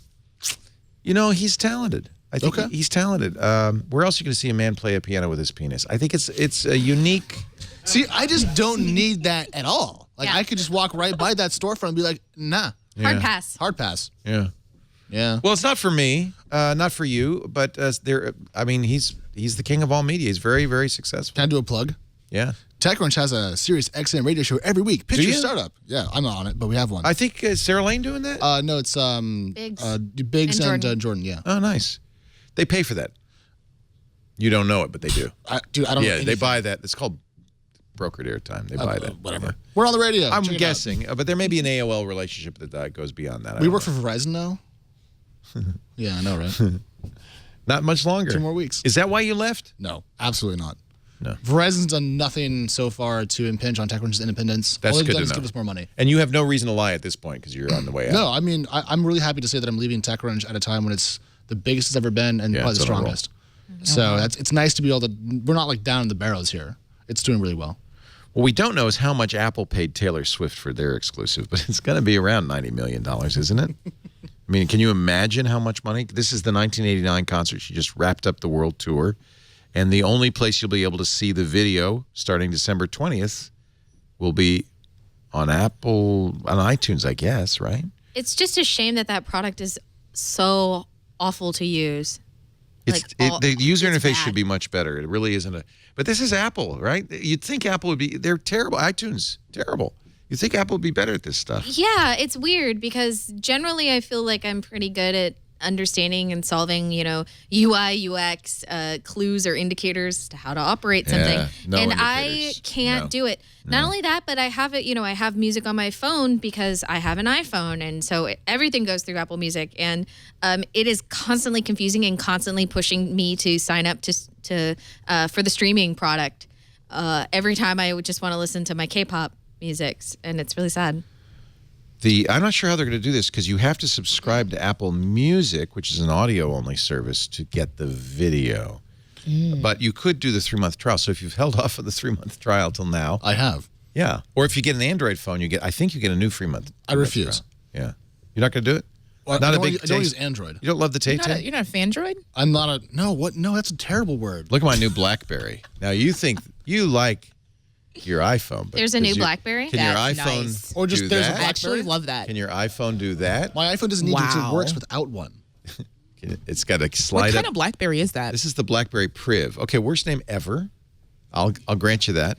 But it's Android. BlackBerry Priv. Priv. It seems like a good idea. Oh, 90 likes now on my picture. Yeah. Who are these Instagram fanboys that you have? Because I want some of them on my account. I got like 2 likes. 90 likes. This is their first Android device. So it's actually a pretty good version. It's Lollipop. It's not Marshmallow, but it's a pretty clean version of Android, not crufted up, and it's a decent. It's a full price $650 flagship style phone, but it's got a keyboard, which is kind of cool. It's got a good camera, really good camera. Oh, that's kind of nice. But Priv is not a good name. It feels good. Yeah, it feels all right. See the keyboard. You like Android. You're using a Samsung phone. I am a Fandroid. Yes, definitely. Yeah. No more. You we're not saying Alex. Fandroid. I'm Fandroid, a Fandroid. Unicorn, and Bro all banned. Actually, Jason Howell does a show called All About Android, our Android weekly Android show on Tuesdays. From time to time. And it was actually a really good idea. You had a face-off between typing on a on-screen keyboard and the BlackBerry Priv keyboard. The Priv came in way last. Yeah, we had two of the panelists with Privs, and then we pitched them against one person with a touchscreen Google keyboard and one with a touchscreen Swift key. Key must have won. Both Privs were out on the first round. Yeah. Because we're trying to do speed and then, of course, accuracy, whatever hit Twitter. It's so funny because I loved the BlackBerry keyboard. My last BlackBerry was 2007 when the iPhone came out and it never went back. But I really bitched and moaned about an on-screen keyboard. It was not very accurate for a long time. But now that I've gotten used to it, and now that Swipe has that flow thing where you don't pick up your finger, do you use that? I do not. You tap. Mm-hmm. See, I think you should try the flow. It's so much faster. I've tried it. You can't do it? It just doesn't work for me. Yeah. Maybe it's just something about me, but I really find it easy to do the flow. and much faster. And when I went back to this keyboard, which is a classic BlackBerry keyboard, I found it difficult. I felt like I'm back in time. It's an interesting. It looks nice on its face, but I know for a fact that my hands are basically like, my fingers are like tiny cocktail weenies. Well, you might be better off. Mine are like kind of massive sausages. So, but it's like, I can't, I'm just going to it'll be all bad. I won't be able to type at all. I know this. I know this looking at that. You use an iPhone? Yes. Yeah, and you find the iPhone. Do you use a third-party keyboard or the regular keyboard? I use a regular keyboard, but I have a special keyboard for GIFs. GIFs. The GIF keyboard's awesome. GIF. Because it isn't anything. It's whatever anybody says it is. It doesn't matter. You can choose your own reality, Choose your own reality, Alex. Agreed. Listen to me. It's a GIF. Like, can we just listen to my words? And I don't even want to know what your rationale is. We're just going to let you. No, because the first word's graphical with the hard I know, G. that's what I thought it was. Yeah, exactly. Yeah.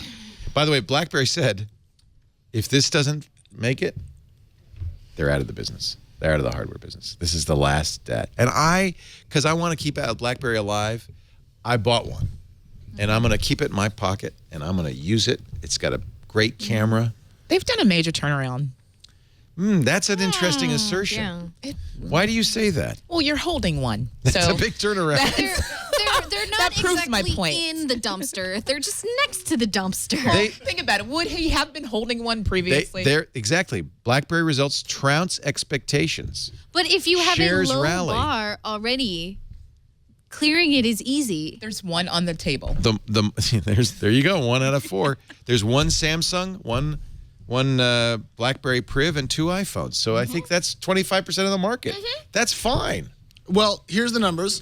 BlackBerry only lost $89 million in its last quarter, down from $148 million the year prior. That's good. So they're not bleeding money. 7 more years. You're right. So they're not directly bleeding money in the dumpster. Well, they're just $89 million is more than it's $1 million a day. It's a lot to lose. It is a lot to lose. I couldn't lose $89, so I that's a lot to not lose. down. I guess in this case. I don't know why. I guess I have a soft spot for BlackBerry because I guess in some ways a BlackBerry was my first smartphone before the iPhone came out. Did you ever have a Palm Pilot back in the day? I did. I had the Palm 3C with the first color screen. Yep. I thought it was the coolest thing ever. And now I'm sure it'd be like a Dell Pocket PC. We have one over there. We have a visor as well. Remember the visor? Oh, yeah. Actually, can you get me, John, my old BlackBerry, the Curve? It's on my desk in there. Because when you see my Curve. You have a Curve. I have a Curve. It was like, you know what? It felt at the time it was like great, but when you look at it now and you compare it to a modern phone, it's kind of wow. It kind of works. The battery doesn't die. Battery doesn't die. But look at the size. Look at the size of the screen compared to the Priv now. In fact, the whole phone fits inside the Priv screen. But the keyboard's great. You're right. It went all day. It went all week days. almost. Yeah, a week. And then it had this cute little ball thing that you could navigate with. What were they called back in the day? They were called like crackberries because they're so popular among executives. Yeah, I think they still are. I think if you go to government and big business, you'll see a lot of BlackBerries still. That says a lot in the one statement there. I mean, the government moves always 5-10 years behind the rest of the market. There's I think mistaken notion that BlackBerry is somehow more secure than other smartphones. Well, I don't think that's for true. a while on the email front. That was their selling point. Was this? You is ran the secure server, email. right? And then that fell apart pretty quickly. Yeah, when they gave Steve the source Jobs. code to India and China, that was kind of the end of the line. Oh, yeah, that's GG. Yeah, cash it in. Well, no, the government's demanded it so they could spy on people. This has security stuff built in, some special BlackBerry security stuff. It has BBM, which is cute because when I launch the BlackBerry Messenger, and I get, nobody. There's nobody. It's a very lonely. It's like going to Google Plus right now. It's like, hey, I'm here, and then you're all alone. Hey. And then they have this. Look at this. I get a security meter. Look at my security status is excellent. It says so, and that's reassuring. I'm in the green, man. I'm in the green. But no, I think it says discover how apps are using your info. Probably an Android feature that's just they're just taking advantage of. But there's some there's some factory reset protection, things like that they do, and I like the meter. That's kind of fun. I don't know. I'm going to use this for a little while. It's got good battery life. I'm still at 81%. Took it off the charger about 8 this morning. Oh, that's impressive. Not bad. Yep. If you don't use your phone because it doesn't do anything, you can actually have a long lasting battery. Buy an iPhone. Actually, the 6S Plus battery life is the best of anything. Yeah, I noticed you're using 6s though, both of you. You're not on the big one. You like the littler one. Yes, I have tiny gnome hands. Oh yeah, you mentioned that. Yeah. Yeah. They're the Vienna sausage fingers, I think. tiny. Yeah, tiny. My brother used to refer to them as carnival hands.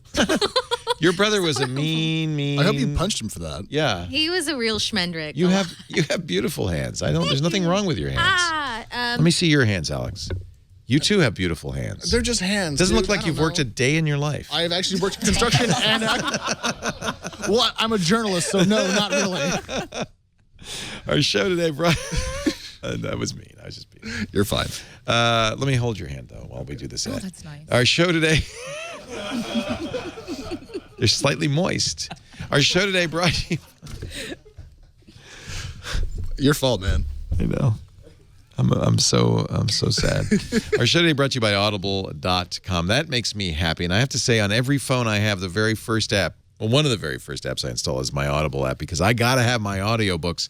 And with Audible, on iPhone, on an Android device, even on Windows Phone, even on BlackBerry, I've got all my books. It's like a little library I could take with me.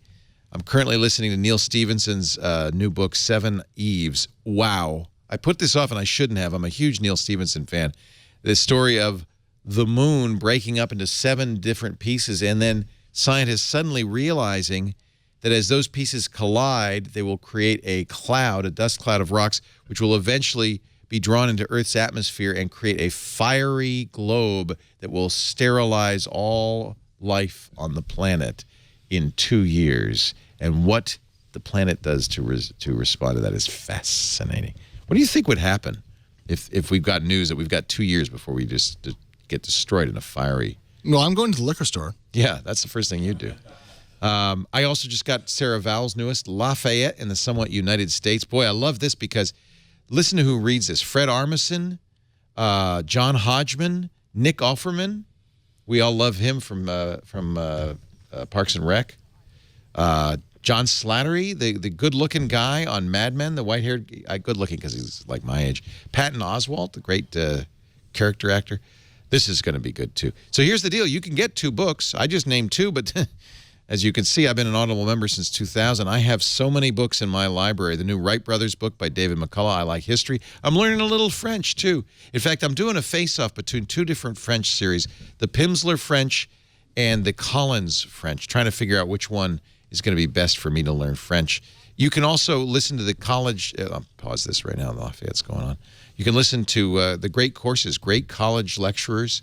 All the great courses are on here. When we were traveling around in Europe, I was listening to the 3-part series on the Middle Ages. You feel like you are getting a college education. And what's nice about your audiobooks on Audible is that's your library. That's there forever. I have hundreds of books available to me. I can download books I loved and want to read again. If you go to audible.com right now /twit2, you'll be signing up for the Platinum account. That's 2 books a month plus the Daily Digest of the New York Times or the Wall Street Journal. Cancel anytime in the first 30 days. You'll pay nothing, but those 2 books will be yours forever. I'm just such a fan. The readers are great. They bring the books to life. We were talking the other day about Audible and Amazon because Audible's owned by Amazon. They do this wonderful thing called Whisper Sync for Voice. When you buy an audiobook, you can also get the Kindle version of it for a reduced price. And then you can either listen or read and pick up where you left off. So if you want to read while you're at home in your Kindle, when you get in the car, the audiobook will pick up exactly where you left off and continue on. You can also, and this is great for young readers, you can listen to the audiobook and watch the text. And I think it's a great way for young readers. In fact, research shows that audiobooks are a great way to get kids into reading because it's easy at first. They can listen to and there are a huge variety of young adult and children's books on there, and then start getting into it and then become readers through it. Audible is wonderful. So try it today. 180,000 titles. Every bestseller now comes out on Audible day and date with the hardcover. Oh, Ender's Game. That is, by the way, a great performance of Ender's Game. Beautifully, beautifully performed. That's their 20th anniversary edition. Look, it's going to be tough, but you've got to pick a book. Make it 2, and then that way you can get a sense of whether Audible's for you. Audible.com /twit and the number twit2. Audible.com/twit2. And it is the holidays. Maybe you're looking for a last-minute holiday gift. A gift of Audible.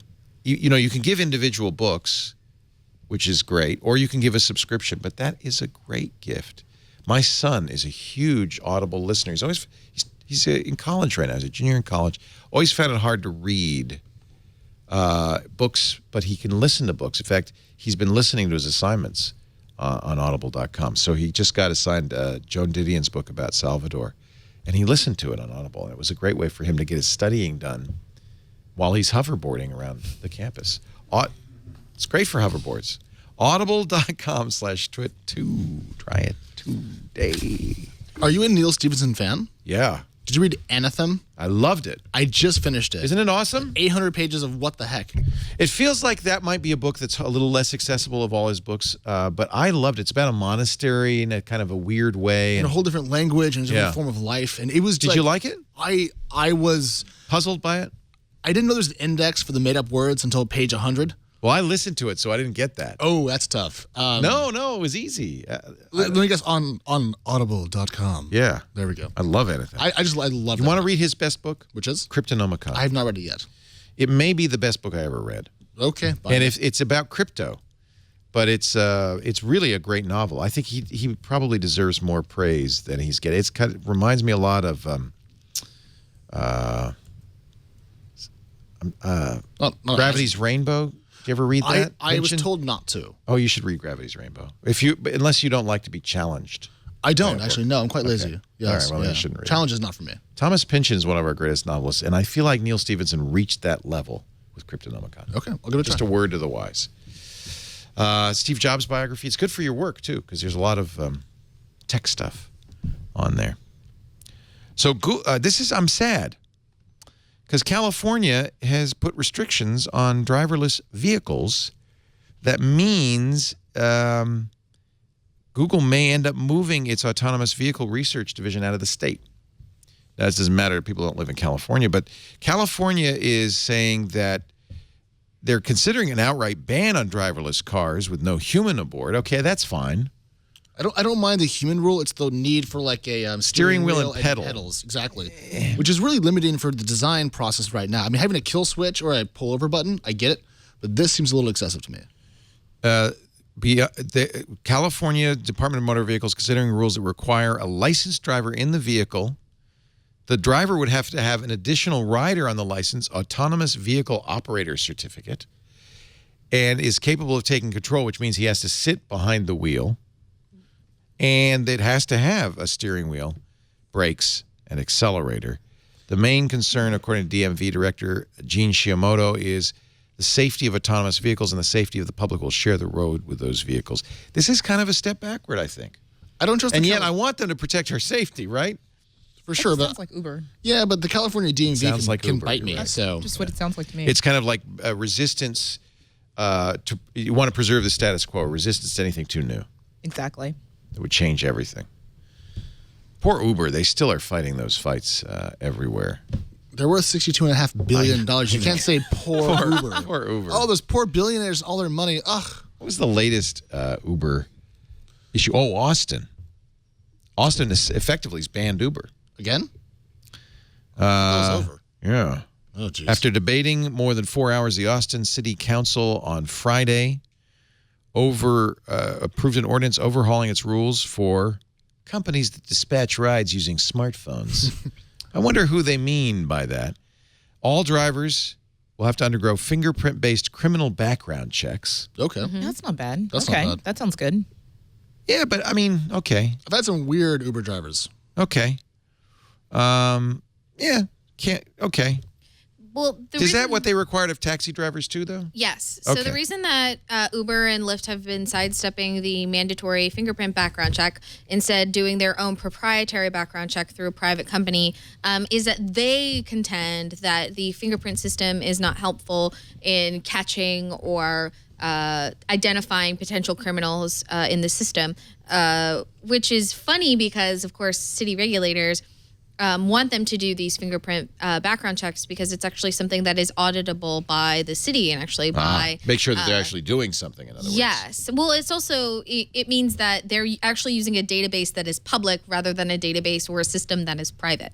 So there's a lot of push-pull between, what kind of information Uber and Lyft want to give out about their drivers and how they're actually vetting the process. And if it is a public system, what does that mean for liability if for some reason somebody does pass a background check and then all of a sudden they are criminal and they go out and they do something, at what point is Uber or Lyft, or at what point are they liable for, that failure in the system? Uber and Lyft both have said, we'll leave Austin.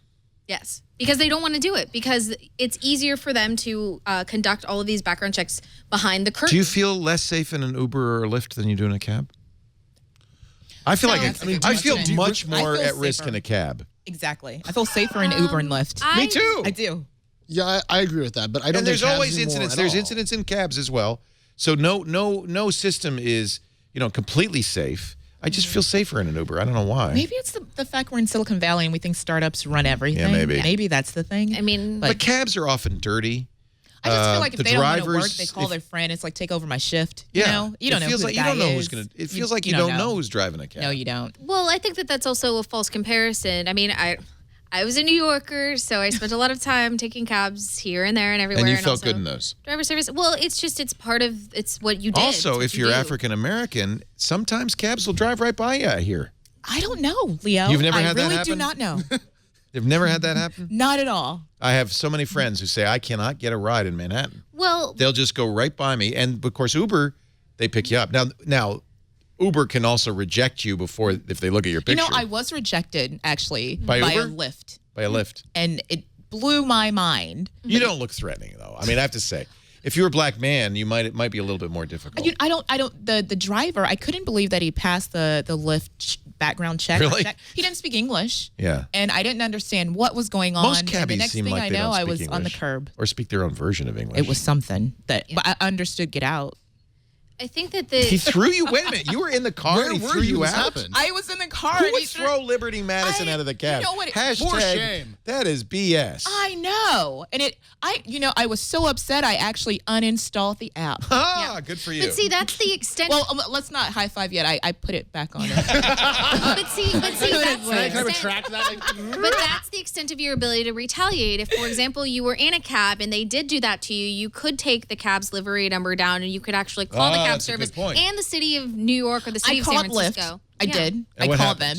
They wanted to apologize and investigate. I was like, I just want to let you know what happened. Yeah, they should. It's not fair. And but doesn't the driver? They asked me if I felt threatened for my safety. That's I an didn't feel important threatened question. For my See, safety. that's good that they asked I didn't you think that the man was going to do anything. He was just to a me. jerk. Exactly. And they don't have a protocol for jerks. But they do have a rating system, and that's the other thing I think that works well with Uber and Lyft and other systems like this is the rating system is strong incentive for the driver, isn't it?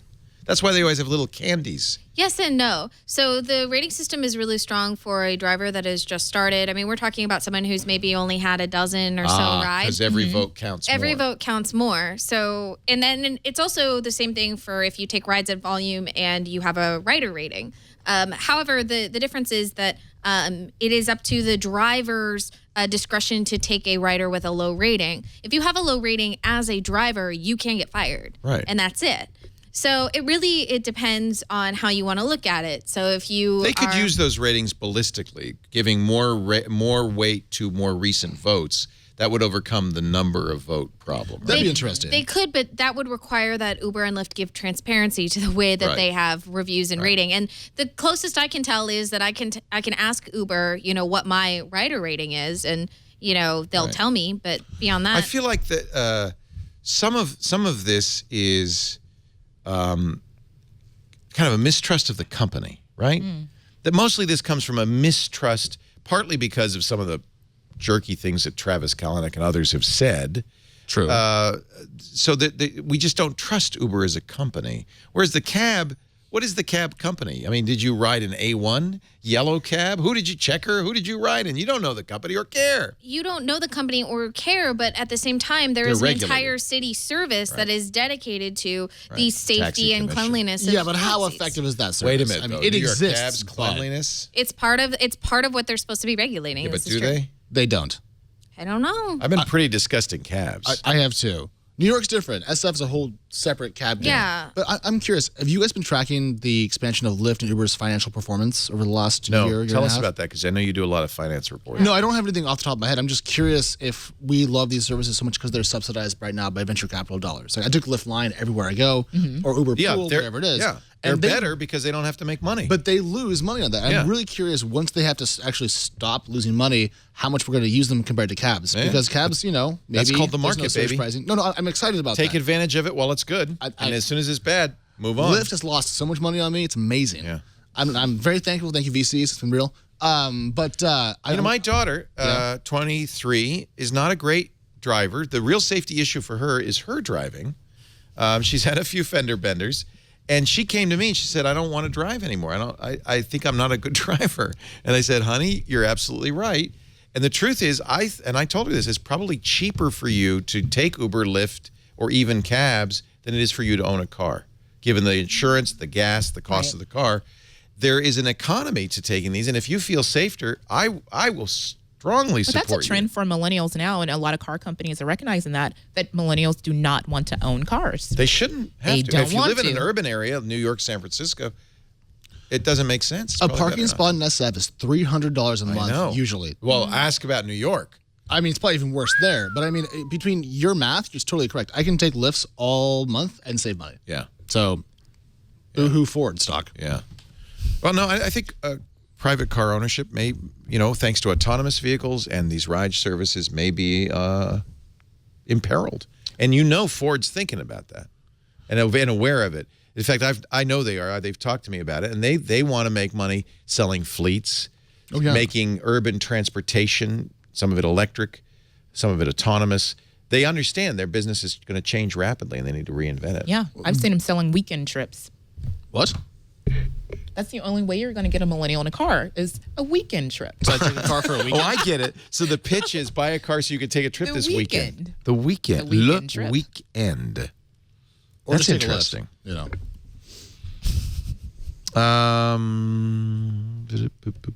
Do we care about the Galaxy S7? Not really. I know you're a Samsung owner, but not we'll really. hear about it not at CES, which is just a couple of weeks away. I can't believe that. Are you guys going to CES? Not anymore. You're happy. You don't have to.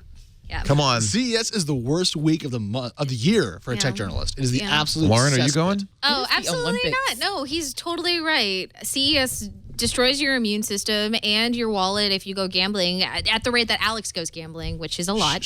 Are you a gambler? What? What? I thought anybody, frankly, who is in the tech industry would know enough about statistics to not gamble.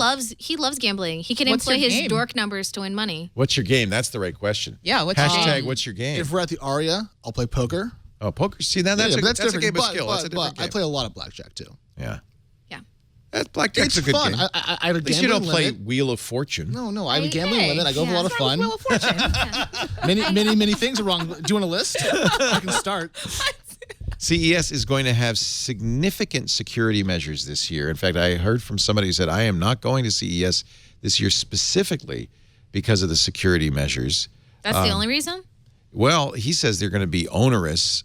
They've announced that they're going to limit luggage and bags. Of course, that's a big issue because a lot of people, like journalists, bring big bags to carry their press releases. No rolling bags. Bags will be searched. Everybody will be subject to a metal detector and body pat-downs upon entering show premises.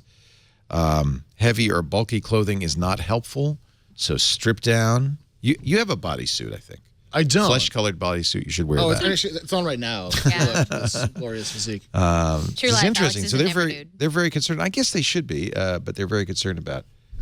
So CES went full TSA essentially. Yeah. They went full TSA. Which makes sense. Never I go think. full TSA. Not based on any credible threats, they say. but Why we have just- they switched it from last year? Well, there's been a few attacks since then. Is it more dangerous now than it was last year? Probably Just not. gut check. But you don't want to be the one, be asleep at the switch. I'm You feel really it's more opposed to dangerous? security theater as a Yeah. general concept. Yeah. But I think just given the spate of stuff we've seen the last couple of months, a little more caution is not bad, as long as it doesn't infringe on privacy and so forth. Yeah. I'd walk through a metal detector, no worries. That's fine with me. No, I don't mind that. Yeah, that's. I don't mind that. I've got to take out like 8 laptops and 4 phones to get. I don't want to be through the thing. frisked. I'm not crazy about being frisked. Why not, Leo? I don't know. It feels intrusive, doesn't it? It feels like it's an invasion of my space. I'm not crazy. I used to wrestle, so you can't really offend me. Yeah, but see, I wouldn't wrestle for that reason. A lot of people are a little more sensitive. I was just curious about why. Isn't that interesting? So, in Brazil, wow, this is really interesting. They initially decided to ban WhatsApp for 2 days. 48 hours. Great idea. 48 hours. 12 hours in? Nah. Never mind. But in the meantime, Telegram got like 6 million new users. Yeah. Brazilian. So what happened is WhatsApp apparently did not cooperate with the courts in providing information about a criminal court case. And so a judge said, okay, your punishment is we're going to turn you off for 2 days, for 48 hours. Now, this is a big deal in Brazil. 93% of Brazilians use WhatsApp. It's because text messaging is very expensive, apparently, in Brazil.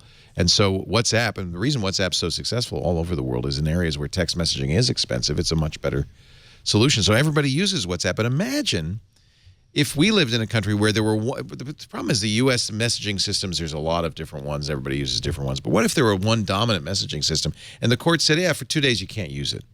Chaos in the streets. Nightmare. Well, no, what would happen is exactly what happened in Brazil, which is they found the next best thing. Yeah.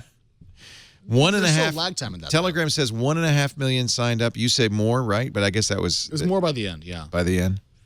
And I guess another judge came along and said, that was a terrible idea and overturned it.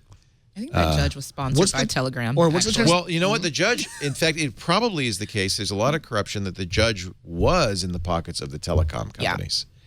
And that may have had something to do with the ban. Well, talk about your backfires. You know? I mean, overreach followed by failure followed by giving up. Yeah. You really showed those WhatsApp users. Yeah. Well done, Brazilian judge. Yeah. But it also shows you how easy it is to jump to another platform. The key on the success of these platforms, the lock-in comes entirely from whether you can get your friends to move or your family to move. Facebook is really going all in on Facebook Messenger, don't you think? You're on Facebook right now, Lauren. Yes. Lauren, we're filming. I'm looking through the slideshow that's being developed of this very show. It's kind of difficult. By this woman here? No. No? Where's Michael? Yeah, Michael O'Donnell is doing that? You're making a slideshow? If you're watching Twitter right now, follow @photo on Twitter. Michael's amazing. Yeah. Yeah, you know what? We don't give him enough credit. Michael O'Donnell, I've known for a long time. He came to the old Screensaver show more than any other human alive. Saw hundreds of episodes in the studio audience. And then I guess it kind of lost track of you for a while. You were about, but you've decided to start to come to every one of these shows now. So that's good. I appreciate it. And it was through Michael that we met Liberty Madison. So I'm very grateful. Michael is the official photographer of Silicon Valley. That's true. Is now. He is definitely. You know what? And true. congratulations, Mike. When we first met, you were working at Radio Shack. Now I think a career at Radio Shack really has some upsides. Unlike Radio Shack stock. All the cables you could ever want. The Battery Club alone's got to be worth something. But no, I'm glad that he was a photographer then, but got more serious about the hobby. And now, what is it? Twitter.com/photo. How did you get photo? Exactly. They gave it to me before they launched. You've had it since 2006? He said they gave it to him before they launched, which is kind of a really awesome humble brag about how cool I am. That is, I did not know that, Best Michael. photographer in Silicon Valley. Follow. Oh, it's you. Look, you're in a heart. And look, there's some magical stuff going on there. That's also you, Liberty. Yes. Nice, yeah. Yeah, one thing I do know about Michael O'Donnell, he does have an eye for a beautiful woman. Very good at finding those. What is going on with this? There are lots of gestures going on here. This is fun. Smile for hashtag remove the lens cap. I like that. This is fun. Thank you, Michael, for posting here. That's great. No, I was starting to talk about Facebook Messenger. Now, let me ask you young people. What do you use, Lauren, for messaging? Oh, a combination between... Probably Apple's Messages, right? Because you're an iPhone. That and Facebook Messenger, sure. And Facebook as well. Yeah. Same with you there, Mr. Wilhelm? No, I don't use Facebook nearly at all. I turn off my news feed. I don't have Messenger on my phone or Facebook. I use Twitter DMs and iMessage. Twitter DMs. That's I'm interesting. a big Twitter fan. Which makes him absolutely impossible to find. For instance, if you are double parked outside of his apartment trying to get to the Twit studio and he's not answering his phone, you have to DM him on Twitter. Let me tell you something, it's guys. not a real-time That's communication a bit specific. system. Not real time. It's almost like it happened today. It's almost like it happened today. All right. Noted. But I'm hard to get a hold of by design because I want to be left alone. So, no, I'm the same. I know what you mean. I know what you mean. Yeah. I know what you mean. And Liberty, what do you use? You don't use Apple Messages, obviously. I don't. I do not. How do you message people? Text? To contact people? Yeah, I mean, like, do you stay in communication with people over text? Texting. But I prefer text over phone calls. I don't like phone calls. No, I love texting. Unsolicited phone calls freak me out. So, yeah. I would say I'm almost all texting. I'll text. And our Twitter DM. Twitter DM is amazing. Yeah, Twitter DM or That's text. a terrible way to do it. Because then if I Facebook message you, you want to be my friend. No. Then you want to add. But do you both have it set up so that anybody could DM you? No. On Twitter? You have to follow them before they could DM you. See, on my laptop, though, I have Facebook turned off. So I have cat feed. So I don't even get my news feed. Oh, wow. I've never seen that before. What's cat feed? It's supposed to show you a cat GIF instead of your news feed because I don't want to see what you're doing. Wait a minute. There's a Chrome extension called that Cat Feed. Replaces your Facebook news with feed cats. With cats. And therefore, I can't see if you had a kid. I don't care about your new car. I get left alone entirely from boring people's boring existence. And you're I don't not care going about to them. see I Michael don't want to see O'Donnell's it. beautiful He's my friend. He knows where I slideshow. live. Like, it's fine. Yeah. But it also makes him incredibly difficult to speak to on a real-time basis. That's true. Sorry. I'm not sorry at all. That's not sorry, not sorry. He doesn't want to be. Yeah. Yeah. I'm going to reshare I this. don't know. This is good. I find Messenger to be a pretty effective platform for one-to-one communication. My boyfriend actually calls me through Facebook Messenger for some unknown reason, but he, it just makes sense. He's on an Android phone and he switches between phones often. So Facebook Messenger is one place where we can continue to have our conversations, and they're archived, and also he can call me. Yes, but Lauren, you actually have friends. Can I make a plea? This is true. I have actually many friends. Wow, I've got like 2 maybe. I have no friends. Okay, there you go. Can I make a plea to bring us all together? Let's just all, give up and all use Facebook Messenger. I'm out of that. No, absolutely not. Yeah. The audience agrees. We're out. No. We're out. And also, I really just enjoy having regular text. I'm getting a rebellion from the audience here. Well, it's Mark Zuckerberg, and I'm here to ask you to use Facebook Messenger. Boo. Well, what do you want to use? Twitter DM. No. Twitter DM is not good. Telegram? Telegram. Is that intern again? Telegram? The choice, yes, intern again. I use Telegram. I like the stickers. It's the choice of terrorists everywhere. Wow. Wow. No, it's not. Good scaremongering on the encryption front door. Laporte. Also, Telegram got hacked like a month ago. They're not even that turns out secure their encryption. anymore. Well, it never was. They made up their own encryption, which is never a good idea. Are you telling me that's all I have to do in order to make dollars? Make up your own encryption? Yeah, I'll do it. Do it. It's going to be called glitter encryption. And Glitter encryption? Instead of getting any kind of information, you just give glitter to people. That's how it's going to work. That's I'm terrible. working on it. Yeah. I'm in for $10 million million. idea. $1 I million think someone idea. just registered the domain. Yeah. So what? I mean, the advantage of SMS is that you can reach any smartphone. So SMS is, but here in the States, most of us have plans that give us unlimited SMS. In many other areas of the world, it's expensive. It's 20 cents a message. Yes. So people don't use that. They use WhatsApp or whatever. But the problem is, unless we all agree on a standard platform, they're all siloed. So I can't talk to you on Telegram if you use Signal. So can't we need to all pick It's one? a big question in Asia where there's like Line, Kakao Talk, and so forth. That's country specific. Right. And so you can't really go cross-border. Yeah, it's along the way. WeChat in China. Everybody Right. uses in everyone's Line, using everybody's WeChat. Japan. And Yeah. But Kakao in Korea and so forth, yeah. But that's different though, because those are national, like WhatsApp in Brazil. I mean, those are like national uses. You're not necessarily talking to someone internationally through Kakao Talk. You don't need to, because 98% of the population is on Kakao Talk. I think that we sort of use. But we don't have that in the U.S. No, we use proprietary still SMS. using Viber? My dad No. texted me No, this morning. nobody's using that. So my dad Viber's learned how to big. text. Viber's big. Your dad just texted you. My dad learned how to text, actually. He texted me some hot takes about the new Star Wars movie. They're really nice. good. Your dad Yeah. sounds cooler than my dad. My dad was great. He said to me, and I quote, "I liked it a lot.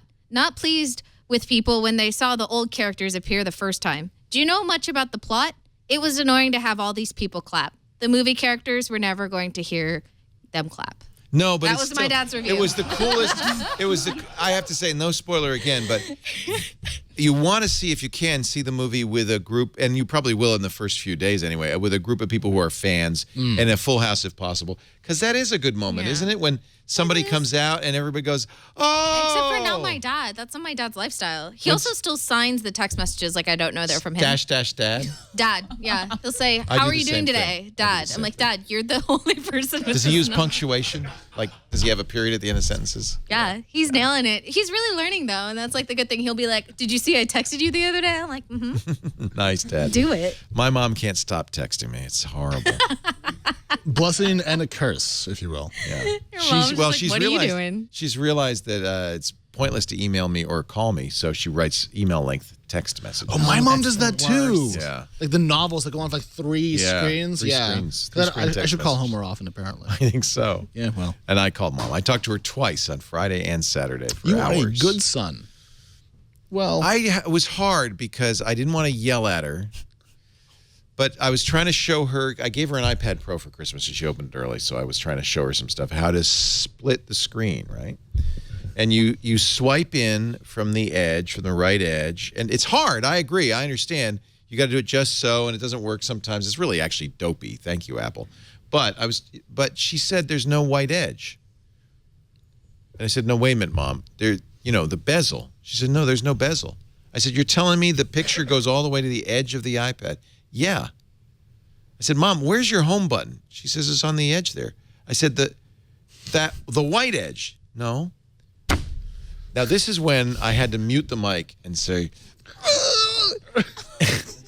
you just have to let it happen. Well, then somebody once told me, look, she wiped your butt for 2 years.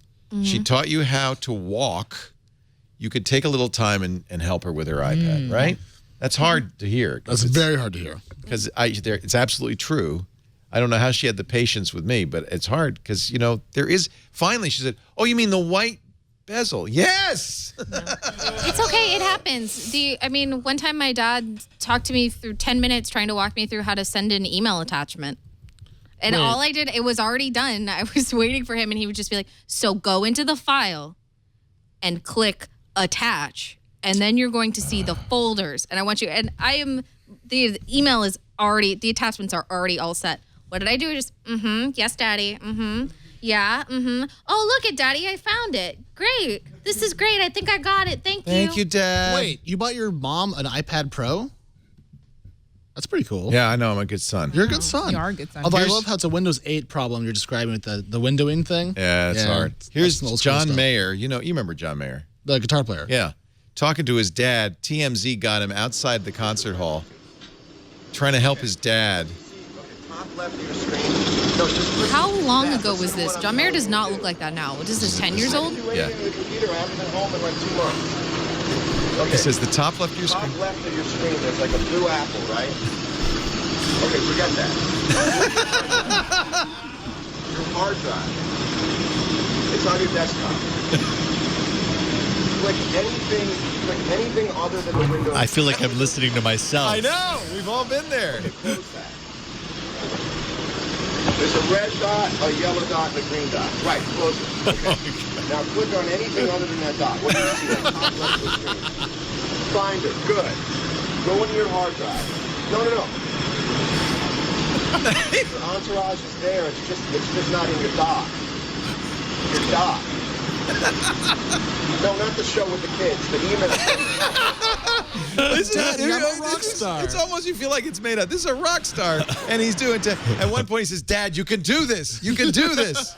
I have faith in you. You can click the buttons in the right sequence. Yeah, it is. This is kind of old because he doesn't look like that anymore. This is 2008 TMZ. But you know what? I love it because it's something we've all done. But I'm going to say something. I think your dad's probably younger than I am. My dad just turned 61. Oh, we're the same age. Or, I'm sorry, he's turning 61 tomorrow. Yeah, we're 1 year off. Happy birthday, Dad. Happy birthday, Dad. Go, Dads. He's good. Now I'm really They did the thing where he got his cake and they switched the numbers and he texted me and he's like, I'm 16. I was like, yeah, that's good. Daddy, you look great. That's good. We're 16. Where's he live? They're in Sacramento. Oh, so they're not far. No, you can visit him. You should visit them more often. I will actually be going for Christmas. Nice. I'm the only child that's going home this year. So. Good for you. You're the only good child. You're the good daughter. The good daughter. Well, yeah. Let's take a break. This is fun. I'm really having a blast. Lauren Hockenson is here from the Next Web. Hi. Just great. At L. Hockenson on Twitter and Lauren Hockenson on Instagram.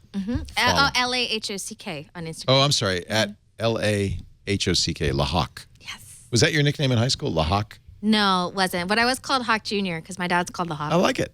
The Hawk and Hawk Jr. Also with us, Alex Wilhelm from Tech, soon to be formerly of TechCrunch. It's sad when you say it that way, but yeah. Yeah, it is. How long were you there? About 2.5 years. Oh, that's a long time. It's a really good job. I love it. I really had a lot of fun. It's a great blog. But you will be still covering the tech scene, and we'll still have you on. More from finance than the breaking news cycle, but yeah. I actually like the finance input, so we'll have you back because I like to hear the numbers. At Alex on Twitter. And brand new, and you fit in beautifully. Liberty Madison, libertymadison.com. She's #ThatTechGirl. How long have you had that? The hashtag for at least, I would say, maybe 4 years. Wow. Oh, it's yours now. Definitely. Should I be that tech guy? You are the tech guy. I am the tech guy. I am the tech guy. And That's too nice. In fact, I don't own that. I've already been informed, should I ever leave the premier radio networks, that they will retain the title of the tech guy. And I will be severed from my tech guy. And I will not be able to renegotiate that contract. I know, it's not a good deal, but it's all right. I'm never leaving. So that's how they keep you. They keep your brand. They got you. See, you have your own brand. You're smart. Brand. Own the brand. It's just like Metallica. They own the tapes. You got to own your stuff, or they could take advantage. How'd you know Metallica owns their own stuff now? It's kind of a weird fan factoid. Yeah, under Blackened Records, their new label. Yeah. Fun fact, Alex flippin' loves Metallica. Do you really? I'm a huge metal fan across all different subgenres. Hatfield just lives down the road. You want to go down and visit him? Yeah, we'll just knock on his door and he'll shoot me with a shotgun. It'd be fantastic. Hey, James! Actually, no, he's a nice guy. He won't shoot you. You know James Hetfield? Hey, Leo, come on. Stop. No. Okay. No, I don't want to talk about it. It's a personal thing. He's going to cry now. You're going to make him cry. This is the end of my life. I'm going to just go to the corner now and sit down. He's actually really about to cry. Our show, that's cute. Our show today brought to you by Gazelle. This is a very good time of year to go know about Gazelle for two reasons. Of course, you could bring your old gadgets there and get cash for them. I know you got something special waiting for you under the tree. Maybe you got something for Hanukkah, and it's time to not just throw that old gadget in the drawer, but to get the money for it. You wouldn't throw a $100 bill in a drawer to gather dust. Well, what are you doing with that old Galaxy or iPhone or iPad? Go to Gazelle.com. You get a 30-day quote guaranteed for 30 days. That gives you time to get the new device, transfer the data over, make sure everything's working, and then sell it for top dollar to Gazelle. They're really good at this. And they will, by the way, if you forget to or can't wipe your data. The reason I say can't, because they buy broken iPhones and iPads. They'll buy broken ones. So that way, if you can't wipe the data, they can do that. They also will often, and this is a weird thing, but they do it, I know because they've done it to me twice, give you more money than they quoted if they get your device and say, this is in better shape than you said, we'll give you more money. They've upped my offer twice now for a considerable amount of money. They also sell, so this is kind of cool. So they'll buy used gadgets, remember them for that, but it's also a good place to go if you lose your phone or you break your phone or your kids lose their phones. You don't want to buy a brand new phone, but you can get a phone that's in the same condition as the one you lost, certified pre-owned. In fact, maybe better because Gazelle runs them through a very rigorous inspection to make sure everything's fully functional. There are no scratches on the screen, that kind of thing. And they're backed by a 30-day return policy, so you're never at risk. This is a good time to buy because the new iPhone is out, the new iPad is out, and so there'll be a lot of iPhones and iPads on the Gazelle marketplace for you to get a good deal. iPhone 4S through 6 Plus, iPads, the standard, the Air, the mini models, and Android phones, Samsung Galaxy phones, all for sale, guaranteed by Gazelle. You can save more money. The variety of conditions, they don't. There's no carrier contract, but they do. You could choose ones that'll work with whatever carrier you choose. I love it. It's a really great idea to buy or to sell. Gazelle. Give new life to used electronics. Trade it in for cash or buy certified pre-owned at Gazelle. Gazelle.com today. Samsung, speaking of Samsung, going to the Supremes. They paid almost $500 million to Apple, wrote a very big check, $540 million. It's actually more than $500 million, $548 million check. But they say they don't feel they got fairly treated in court because design patents are hard, and juries can't be expected to understand the ins and outs of design patents, and a judge can't be expected to instruct them properly. So they are going to the Supreme Court. In a statement, they said, Samsung is escalating this case because it believes the way the laws were interpreted is not in line with modern times. If the current legal precedent stands, it could diminish innovation, stifle competition, pave the way for design patent troll litigation, and negatively impact the economy and consumers. It's an interesting point of view because on the one hand, you know, they lost, and it's pretty obvious that from day one, Samsung attempted to copy the iPhone right out of the box. And yet, on the other hand, is it fair to say, well, we own rounded rectangles, you know? And you know, $548 million is not an insignificant amount of money to pay. They were going to pay almost $1 billion, but that got reduced. Is this something the Supreme Court should decide? When these large mega corporations that have tens and hundreds of billions of dollars in cash get in these kind of slap fights over smaller sums, I just don't care that much. Yeah. I mean, I care because we learn stuff in the disclosures. True, but those are great. But I mean, if Apple gets $500 million more dollars, they'll have $210 million, right. Yep. billion, big, 0.5. big I mean, deal. whatever. Right. Is this a suit to change how design works, or is it really a financial litigation? I'm not sure. You know, I mean, I think they're clothing it in very, you know, universal language, but clearly they just would like to get $500 million. I mean, I would too. Don't get me wrong, but I mean, what would Apple do with that money they couldn't already do now? So are they trying to stifle Samsung's ability to actually copy their products? Maybe, but I mean, how do you actually?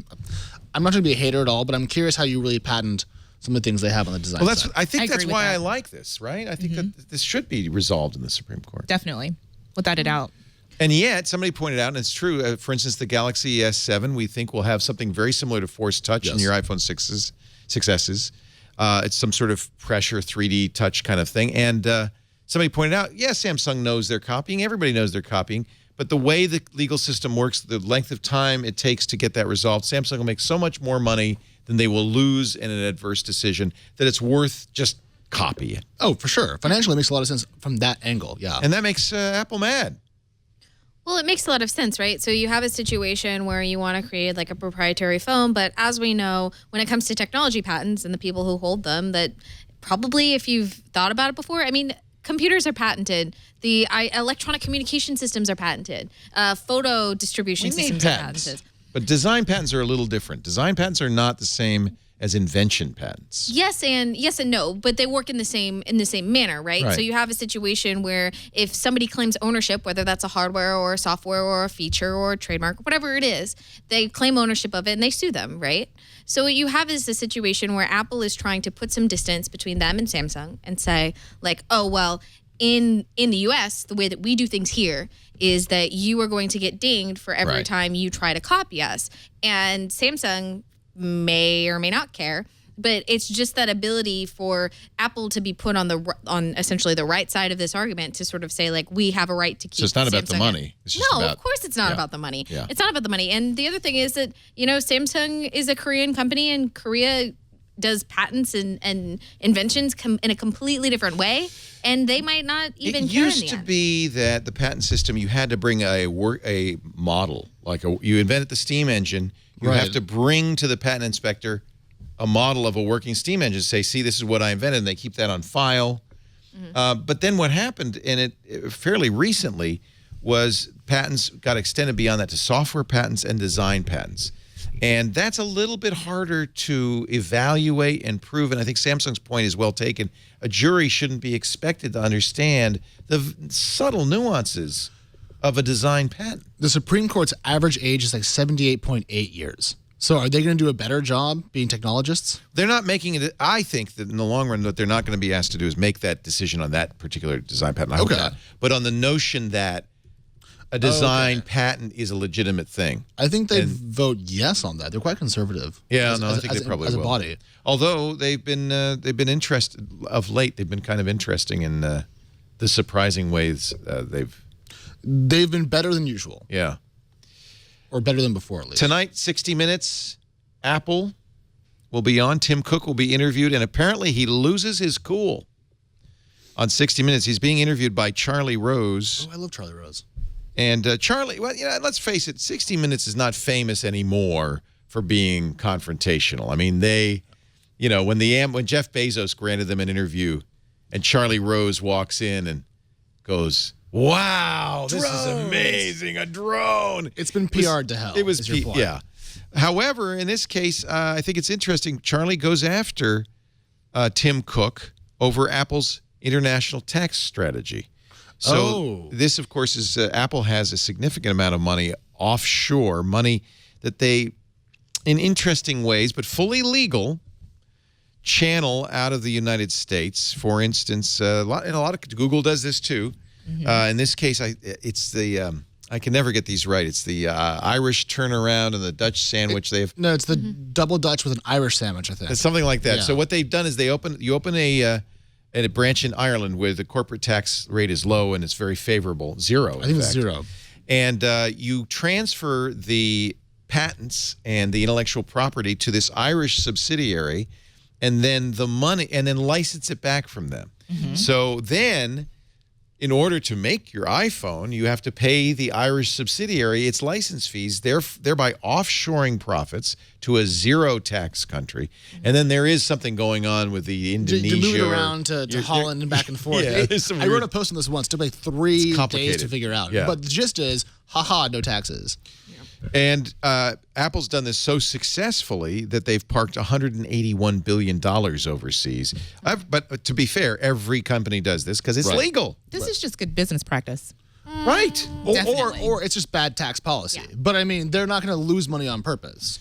Charlie Rose asks him about this.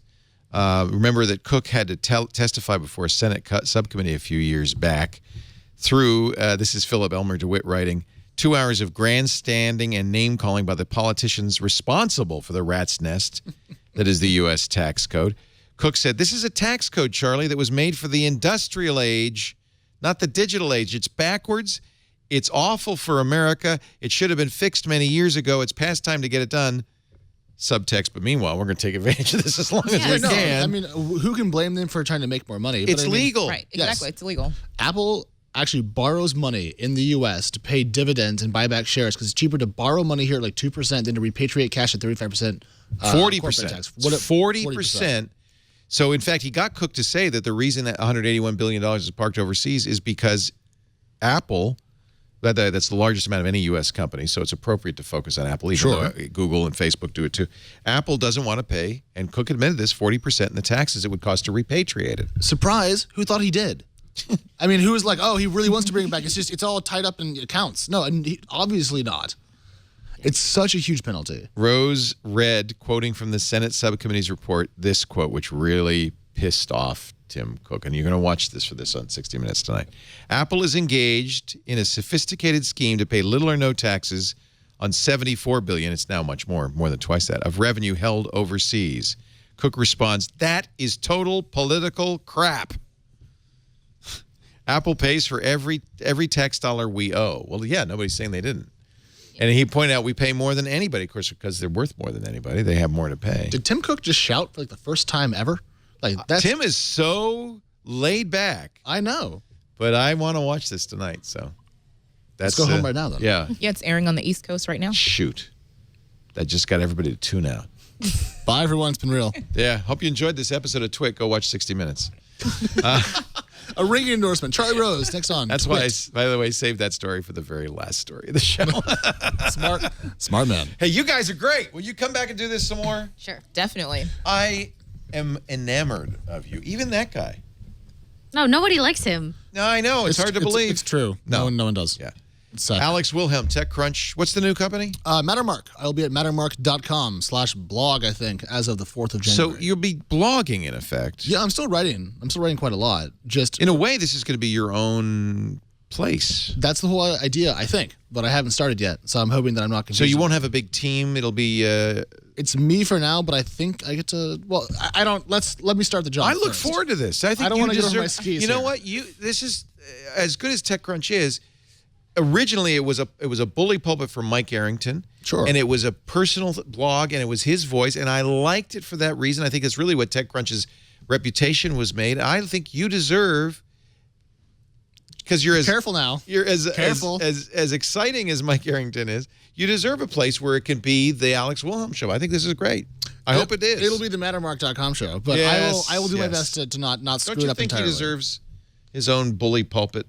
I think he already has one. It's called Twitter.com. Oh, is that where he pulpit-size? He sermonizes? It's where I ramble, is what It's you're where saying. he talks about nerd numbers and bourbon. And I can't do the Twitter. By the way, for the audience out there, there's no bourbon in the Twit office right now. What? Yeah. Oh, there's tons of bourbon. You should have told me something that. Oh, I have. I had to drink tequila all Would you show, get him some which is a bourbon? war crime. What kind of bourbon you want? I don't care. You know what? The Angel's Envy is quite good. I love Angel's Envy. Okay. We have that. We have Blanton's. Now we'll come back. We have Blanton. We have Bullet. We have all kinds of bourbon. Oh, it's not but in the it's kitchen. in my office. Oh, okay.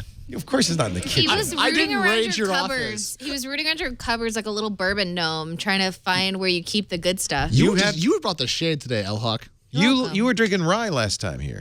No, tequila. I thought you had a rye. Oh, maybe I did, but you tequila, did. It's all gone, whatever it was. I'm so out of this conversation. We have some Black Folks, Bush. We have all sorts of spoiler, stuff. He's been drinking the whole time. Oh, yes. Actually, that's Scotch, isn't it? Spoiler alert. Simmer down. Spoiler alert. You two are like brother and sister in like a little rivalry going on. Yeah, but I'm the younger brother. She just punches me a lot. You're not but you're older than me. How's that possible? She's punching you with her little wiener fingers. It's okay. It doesn't hurt. No. Oh, here we go. Here we go. There's some Bullet. There's some Blantons. Here is some more Bullet. It's a Christmas miracle. There's Congratulations, Alex, on going to the dark side. Woodward is very good. The Wood Reserve. Have some of that.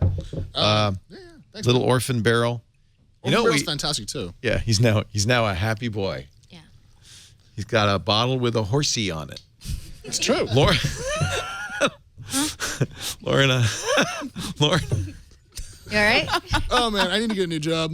Woodford Double Oak. Oh, wow, That's wait what 2 he went weeks. with, by the way. That was the joke, Lauren. Yeah. Thank you for making it for me. Can I get you anything? I've got water. Oh, that's good. I'm That's a fantastic. smart thing to drink. All right. Lauren Hockenson is, of course, with The Next Web, and it's great to have you. Yeah, it's wonderful being here. And come back and do the new screensavers and be around and just be part of our family. Because unlike that guy, we really like you. Oh, thank you. I love you both. You can't offend me, man. It's all good. No, I love you both. And you, Liberty Madison, rock and roll, that tech girl. Please, you have an open invitation. Come back as often as you want. Considering this is your first time and you didn't really know what to expect, you did fantastic. You did fantastic considering nothing, but it's nice. I mean, that's hard to do. I know it's a little imposing. Well, thank you so much for inviting me, Leo. It was fun. Good to have you. LibertyMadison.com. Not to be confused with that other Madison. And you keep all your sign-up records completely confidential, I'm sure. Definitely. We do I'm just teasing. We do Twit every Sunday afternoon, 3 p.m. Pacific, 6 p.m. Eastern Time, 2300 UTC. I hope you'll watch live, be in the chat room. I forgot to mention tomorrow on Triangulation, 11 a.m. Pacific, we're going to interview the guy who wrote this book, The Maker's Guide to the Zombie Apocalypse. Simon Monk will help you take charge of your environment, escape imminent danger, communicate with other survivors. It's the book that needed to be written. Surviving the Zombie Apocalypse by Making Great Stuff. And don't forget, we had a great new screensavers yesterday, our Star Wars episode, Zero Spoilers. Just like on this show, Zero Spoilers. We did talk to Devinder Hardwar /Filmcast. And if you're a Star Wars fan, you probably know already about the despecialized edition, the attempt to get back to the original 1977. We talked to the guy who's doing it, Harmy. Peter Harmachek joined us, explained some of the techniques he used. We'll also talk to NORAD about the Santa Tracker. So it was awesome. We're going to do a new Screensavers marathon on Christmas Eve, starting Christmas Eve, because I think it'll go all the way through Christmas Day. How many hours do we have? 50 hours. So 11 a.m. Pacific, 2 p.m. Eastern Time, 1900 UTC on December 24th, and going through Christmas Day. John Slanina, our great studio manager, figured out that if you took all of the new Screensavers episodes and stacked them end to end, it would get to end of Christmas Day. So that's going to be fun. More than that, get to Boxing Day. Yeah, that's awesome. Next Sunday, our holiday show. Again, we pre-recorded it, but you can see that with Owen J.J. Stone, Paul and Storm, Dick DeBartolo, and musical guests, the Deanaholics, the Rat Pack revived. You would like these guys. I don't know if that's true. Yeah, he likes metal. I thought I like jazz and so forth. Oh, next year we'll get a Metallica tribute band in for you. I would be very much in favor of that. That would be fun, wouldn't it? I wear my Slayer T-shirt and like shave my head. Slayer, baby. Great. Fantastic. If you have not yet subscribed to Twit, it would do me a great service if you did. We'd appreciate it. And you can do that anywhere. It doesn't matter where you do. Just subscribe on iTunes or on the Apple TV apps. There's 4 of them now. The Roku app, TiVo, whatever it is you use to watch or listen to podcasts. Just get it every week because this is a great show, and it's always interesting. Thank you, everybody, for being here. Thank you to our amazing studio audience. If you want to be in the studio audience, you can meet Mike O'Donnell. And maybe he'll even take a picture of you. It's tickets at twit.tv. Email that. Thanks for being here. We'll see you soon. Another Twit and Merry Christmas is in the can. Bye-bye, everybody.